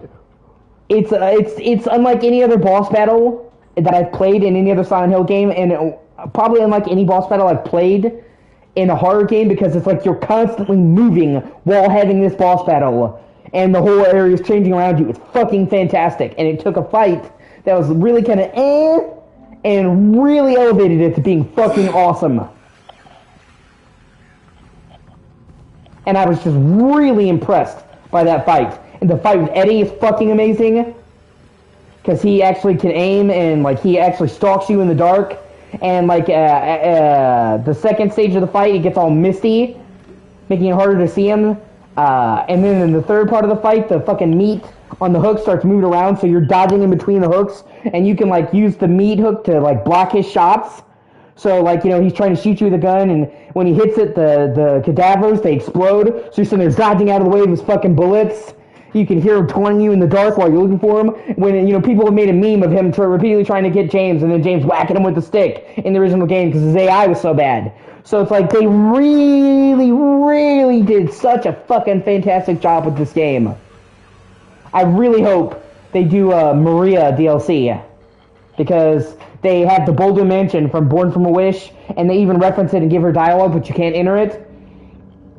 So I think the plan is to expand it into a full DLC and sell it down the line. Kind of like how with Resident Evil 4 Remake, they took separate ways. And they turned it from a little pack-in to a full expansion. It's like 3 times as large in the remake of 4, and it's really good. And at first people were upset that they didn't include it in the base game. They're like, no, because we're overhauling it, and it turned out to be way better, and it was worth waiting for. So I really hope they do that because I really like the idea of playing as Maria. I like the idea of exploring Creepy Mansion, but in the original Born from a Wish, it was so short that it was over before you really got into it. So if they turned into like a full DLC, I would be down and that would be a day one purchase. And they're already referencing in the main game, so... And like I said, I would totally be down with them doing Silent Hill 1 remake, but they have a bunch of references to this game. They have a bunch of references to 3 in this game that weren't there in the original that they added. And Silent Hill 3 uses the same district of the town as Silent Hill 2 does, and has similar gameplay, and also uses Brookhaven Hospital. So, if they did Silent Hill 3 remake, it would just take a lot less work. They would already be able to pretty much reuse the town as is that they made in this game, and a large portion of the hospital, and use similar gameplay. It would take a lot less work than Silent Hill 1 being remade, where they have to remake it all from scratch. And I'm just saying that because I'm biased. I really want them to remake 3. Like, if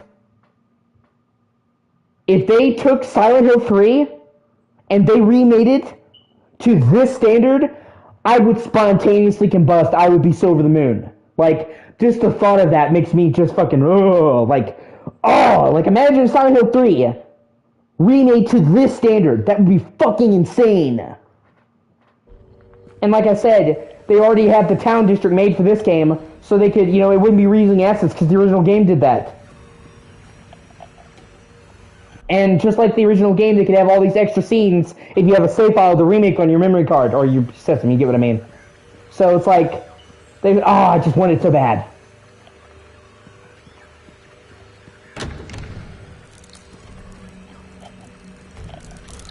Like, I think it would be so great. But either way, even if they remake Silent Hill 1, I'm totally down for that. Of course I am. I'd totally be fucking down for that. Like, I just want Bloober to do more Silent Hill. Okay? Because, I'm not gonna lie to you, like I said, I explained to you some of my nitpicks, but they are tiny nitpicks. Some parts of the game drag, the performance can chug in spots, which, honestly, the performance chugging is more tolerable because the game is so pretty. Like, if it was a game that didn't look as good, it'd be like, why is it chugging? But this is a game that really pushes the lighting and the characters and all that stuff. And it can hit 60 more often than not. I'm hoping patches can further improve the performance. The pacing can drag a little bit. Just a little bit. It's not like the game's padded. It's just I think the labyrinth goes on for too long. But that's about it. This is very close to a 10 out of 10 for me. I'm still kind of letting my thoughts settle because it's newness. But I've beaten this game multiple times. I've gotten all 8 endings, including the new ones. And I'm playing through it now on hard, doing 100% playthrough. And I really do think this is almost a perfect 10 out of 10. And this is not only one of my favorite horror games of all time.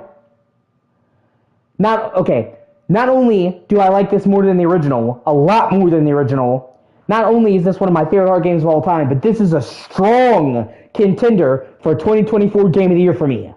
This game is fucking phenomenal. So, I just want more of this. Okay? Just give me more Bloober Silent Hill shit.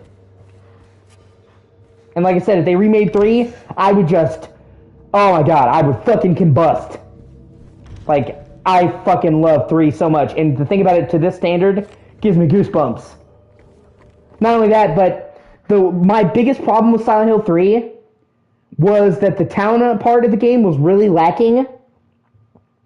You don't go to Silent Hill in 3 until like 75% of the way through, and then you only explore a couple of streets.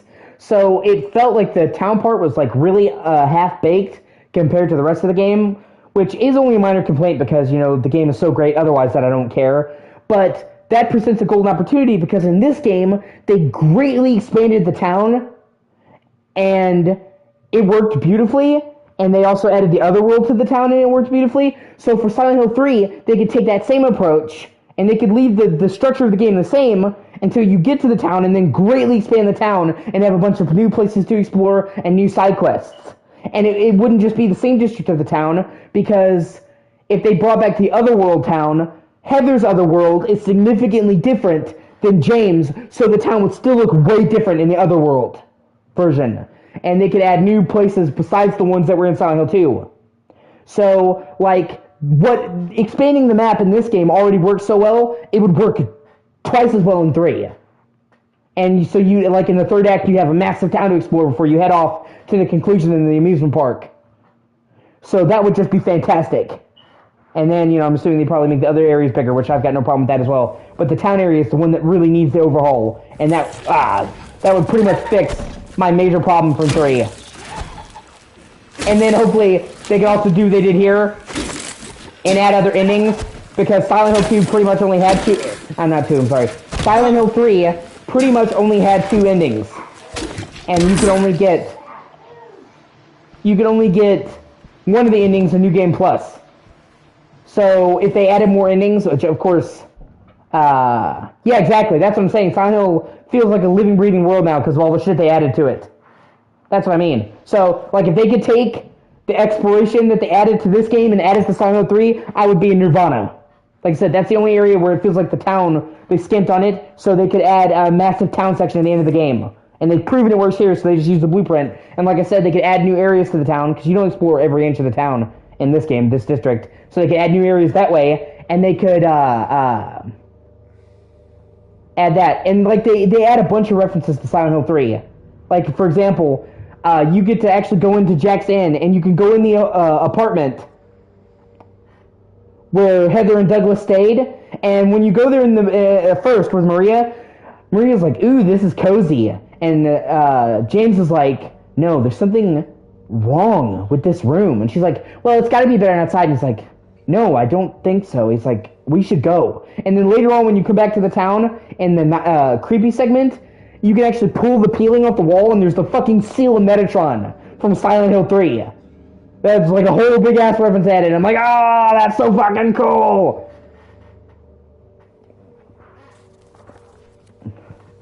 And so like they're directly referencing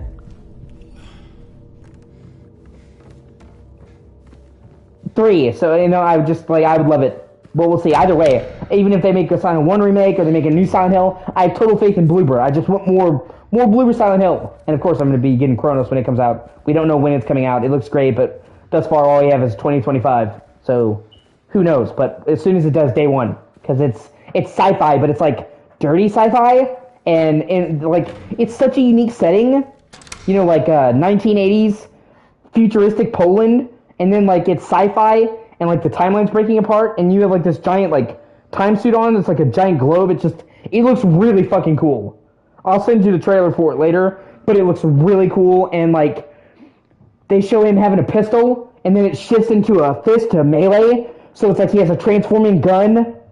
And then like they show him going into this old woman's memories. He's like sitting there playing chess with her, and then he like puts out these long tendrils to go into her memories. So he's like traveling through time, trying to fix the timeline, going through people's memories. It looks fucking trippy and super cool. And like I said, and they said it's going to be a proper survival horror game like this with ammo and guns. So it's not going to be walking simulator. Yeah, exactly. Yeah, we've experienced a major horror renaissance.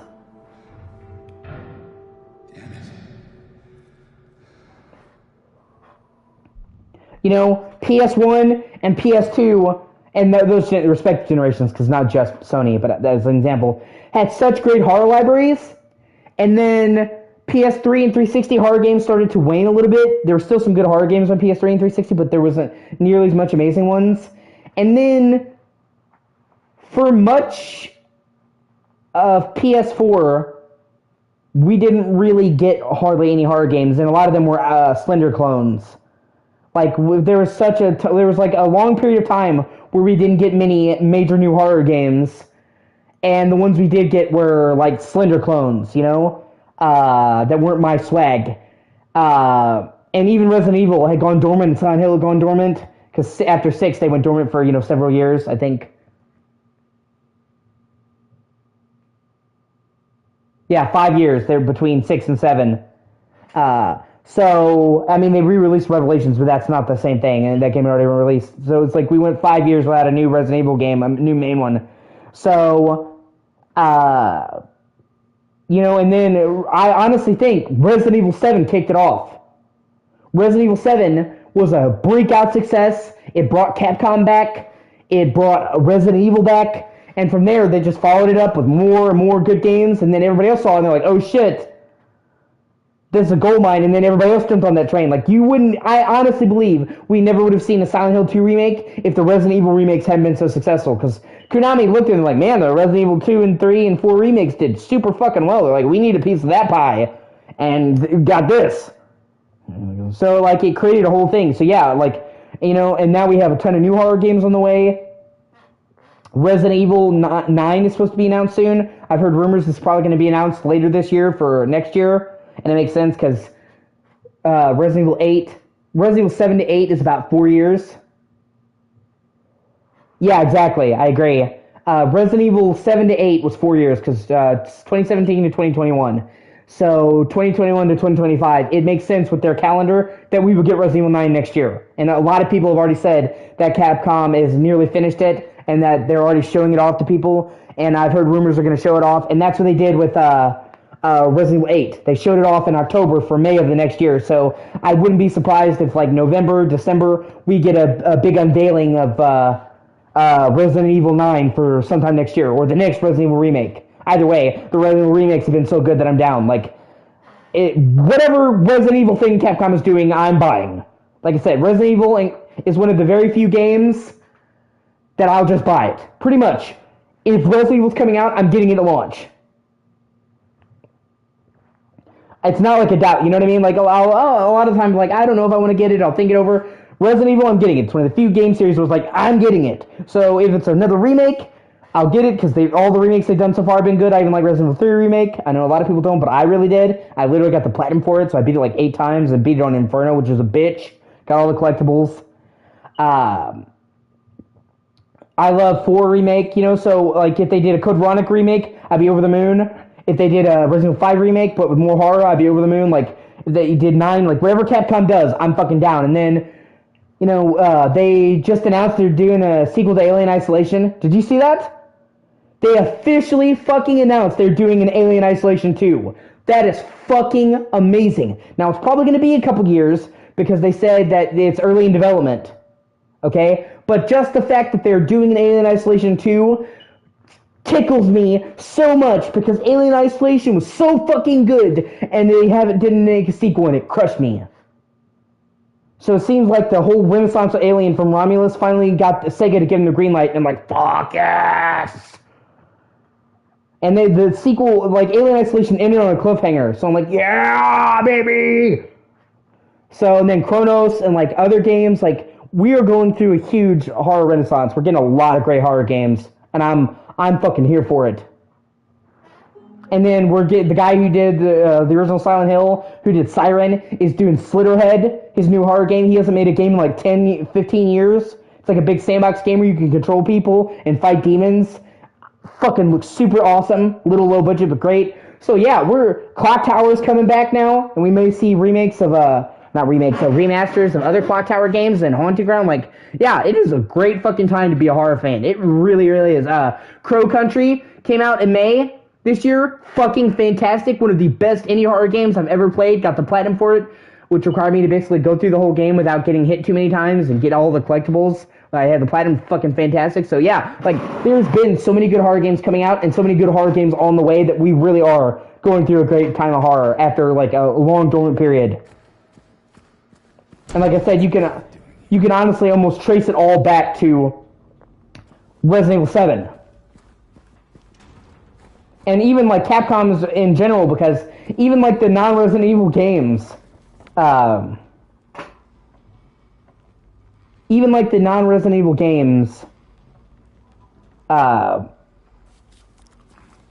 used RE Engine. Monster Hunter Wilds is going to use RE Engine. Devil May Cry 5, RE Engine. The Dead Rising, for, like, all of Capcom's games have used that. So even if they're not directly Resident Evil related, they're still using the tech that was built for Resident Evil 7. So, you know, yeah, Crow Country fucking rocks. Have you played through that? Have you beaten that game?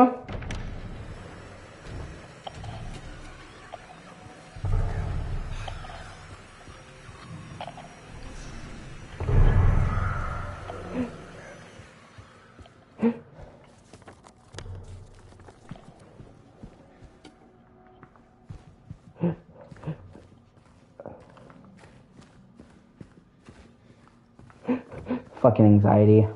Ugh. And that's the thing about anxiety that I hate, is it literally make me lightheaded. Like, it's something that a lot of people with anxiety disorder suffer from. I will be sitting there, and no warning, I won't be panicking, I won't be doing anything, and I'll get hit with a wave of anxiety and dizziness. It'll wave, and usually it'll go away, so it'll just be like, I'm sitting there, wave, wash over me, like, instantly. Dizziness, panic, like, room is spinning, and then it'll go away and I'll be fine. And it's not like, oh, I'm getting upset, and then all of a sudden, oh, I'm dizzy. Like, it literally will just come on. Hold on a second.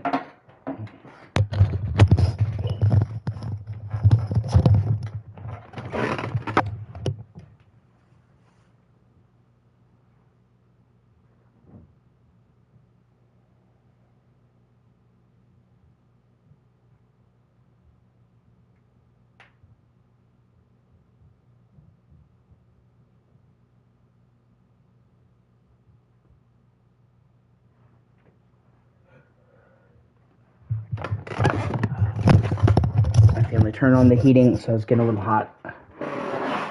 Yeah, my friend Emily got me a Terrifier 3 shirt, glows in the dark, super sweet. And if you see me breathing a lot, it's just my way of coping with anxiety. It's better than fucking hitting myself. It sounds crazy, but it's one of the things that helps me cope, honestly.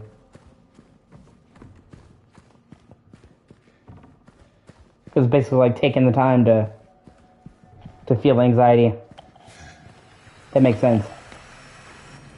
But yeah, Crow Country has such a fucking fantastic ending.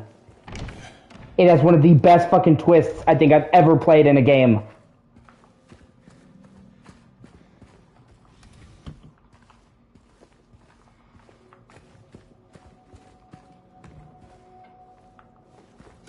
And I didn't want to, if you haven't played it all the way through, Quite the artist. I didn't want to spoil it.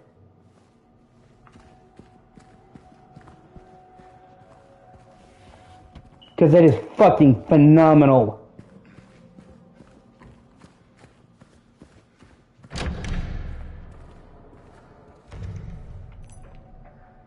Second floor hall, oh yeah.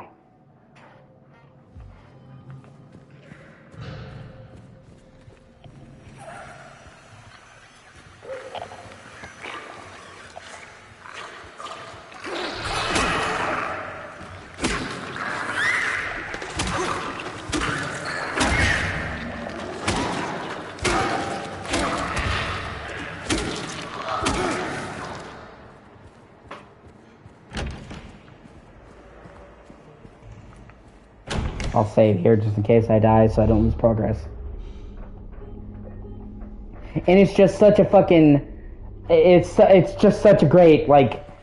I can't even properly describe it, but it's so fucking great.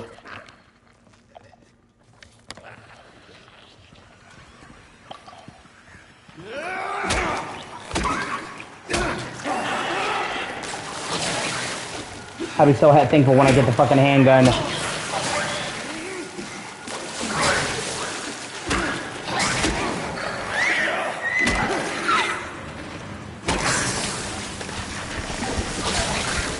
Oh shit, see? Well, I'm glad I saved. It's like, oh, I'll save so I lose progress, then I immediately died. I made the right decision.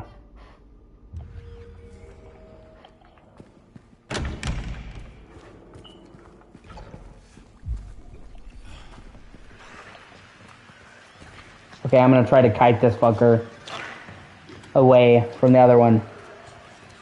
If you get close enough, they start following you.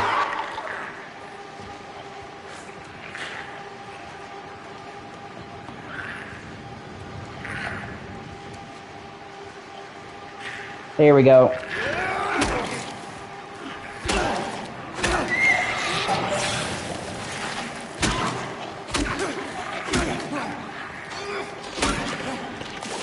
Fuck! Oh well.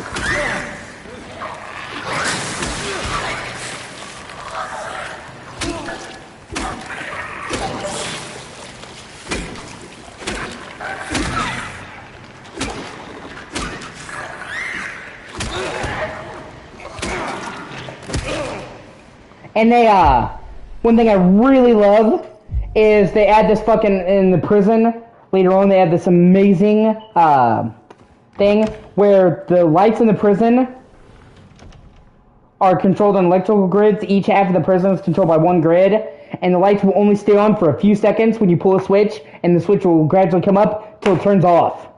Okay? So, you're in the prison, and in the prison is where they come up with the mannequins that can crawl on the walls, and they can jump at you. So you're sitting there and you're turning on the lights and fucking going around with the lights running out and having to keep turning switches on and keep the lights on while they're fucking crawling on in the dark. It's fantastic.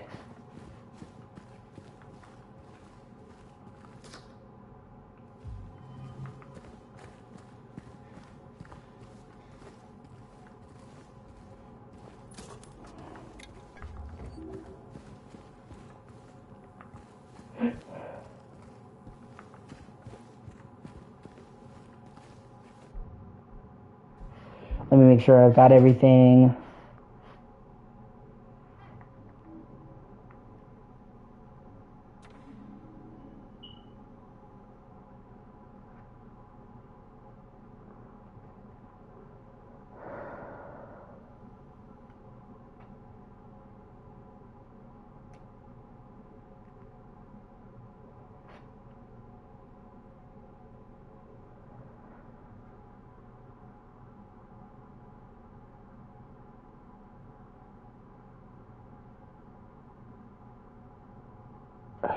Okay, let me see. Oh, anxiety. My nemesis.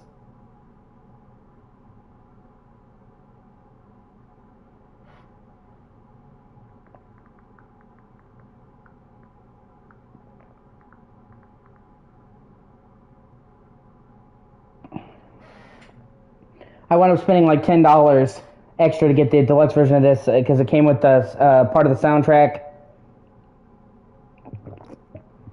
Robbie the Rabbit Head. And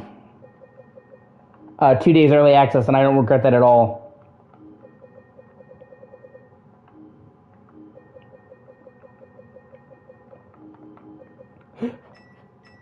Especially because now that all the cutscenes are in real time, you can actually see where James wearing this fucking in the cutscenes, and it's so great, man. And when you combine it with the chainsaw, you can actually just run around with the fucking rabbit head on and the chainsaw, like the fluffy Texas Chainsaw Massacre. And it's great too because you can do hidden emotes with the chainsaw, so you can sit there and put it over your head like fucking Leatherface, or sit there and like he does like a girl pose with it. Just funny shit like that by doing different button combinations. So you just run around chasing enemies in a fucking rabbit outfit with the chainsaw. Really spices up New Game Plus. It's just hilarious. And like seeing the first cutscene where he looks up in the mirror with the rabbit outfit on, man, had me dying laughing. He's just like, could you be in this town? And looks up, it's a fucking bunny.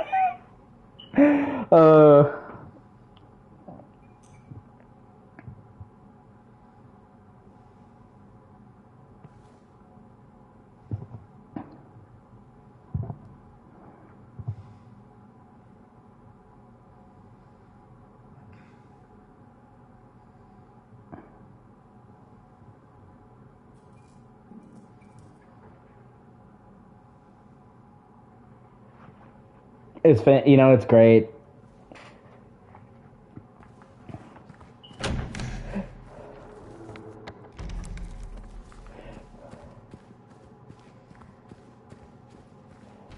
Could Maria really be in this town?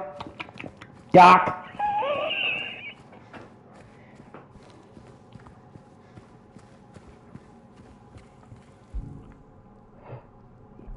Okay, I gotta go to the hallway. Or even just the fucking cardboard pyramid head is hilarious. Seeing him in cutscene with that. Okay. Yeah, I always enjoy having you for my streams. I always enjoyed you talking to me as well. I'll be streaming tomorrow. I stream every day, and I'll add you on Discord. I'll add you to the group. I hope you have a great night.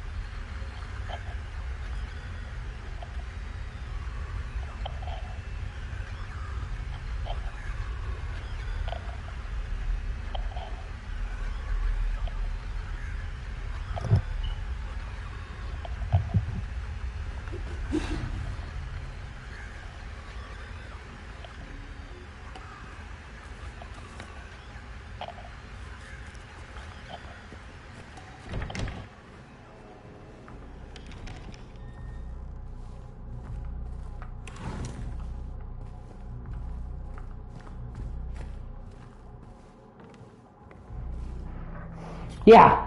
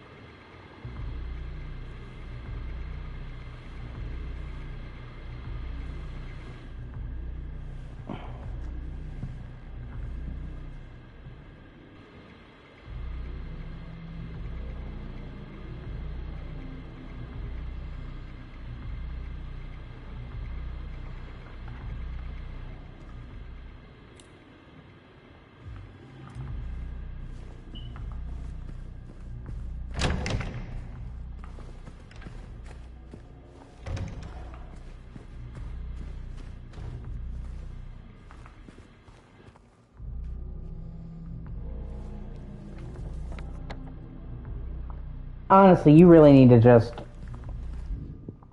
tell him to fuck off. I don't know why I said fuck out almost.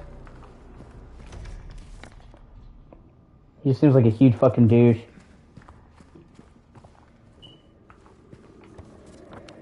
Like, I understand he's gone through shit, but, like, a lot of people have gone through shit. Doesn't give people the right to be a dick.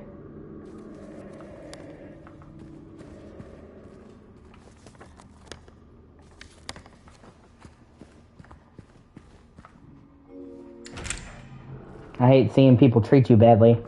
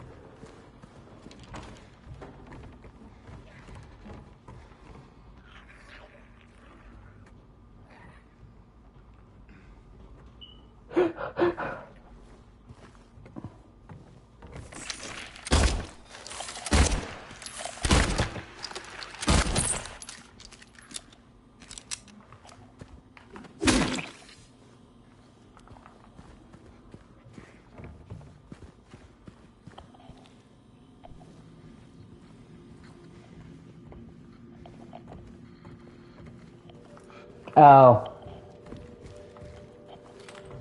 That's fucking weird then. So you have multiple drunks in your life? What the fuck is going on, Mary? Also, it's weird that the chick in Silent Hill, her name is Mary.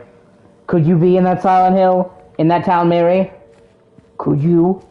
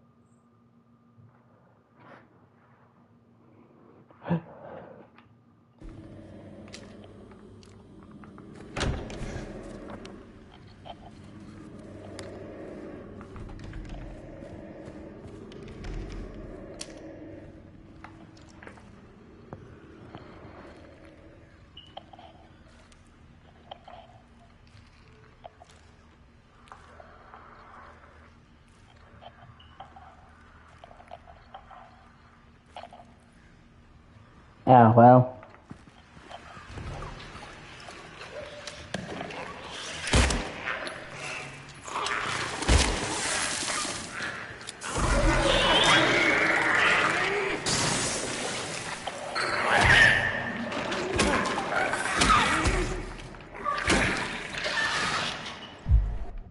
She's getting out.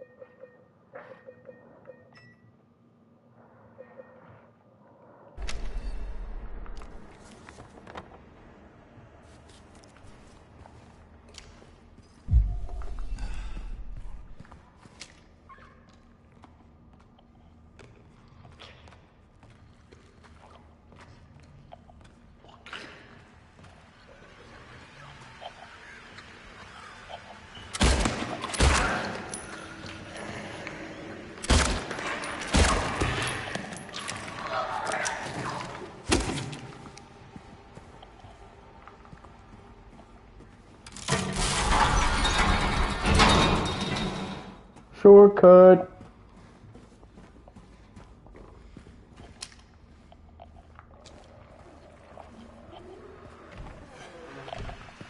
I hate people like that, I really do.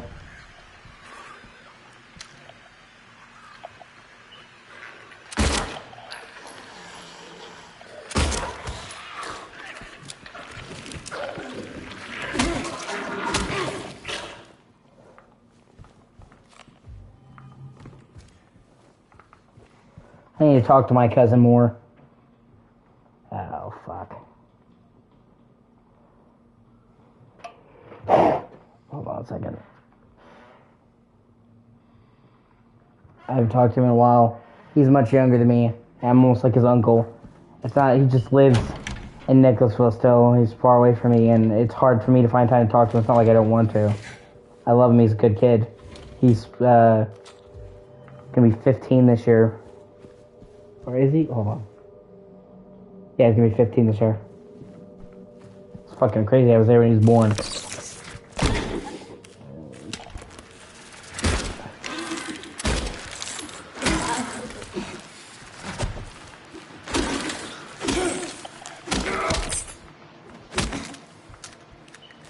Okay, I held that fucker in my hand. There's a little baby.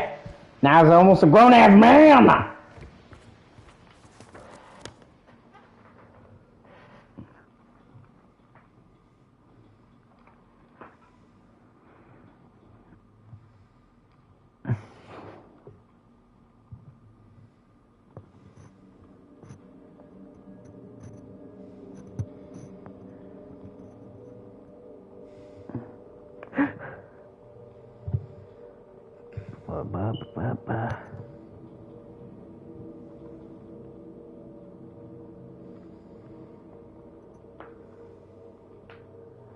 Okay.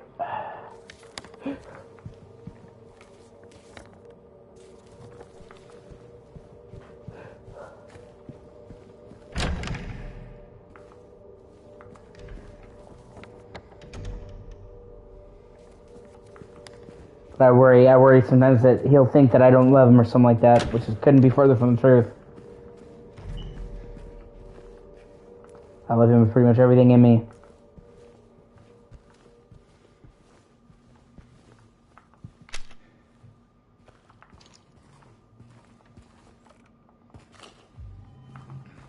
I would die for a little fucker.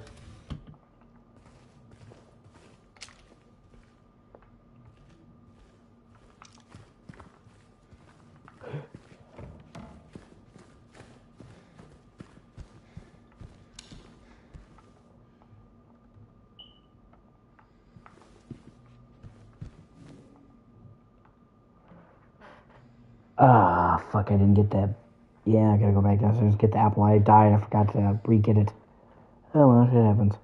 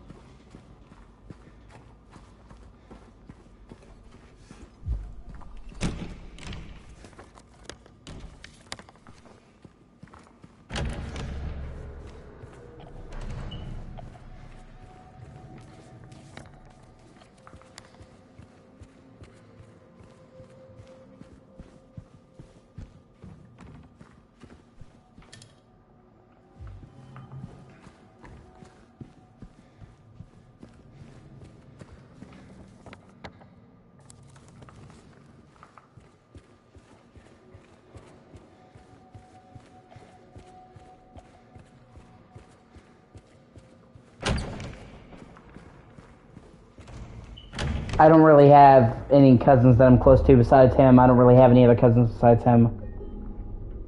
He is just the one I'm close to. Alright. 1 second. I'm just gonna switch games. I'll be right back.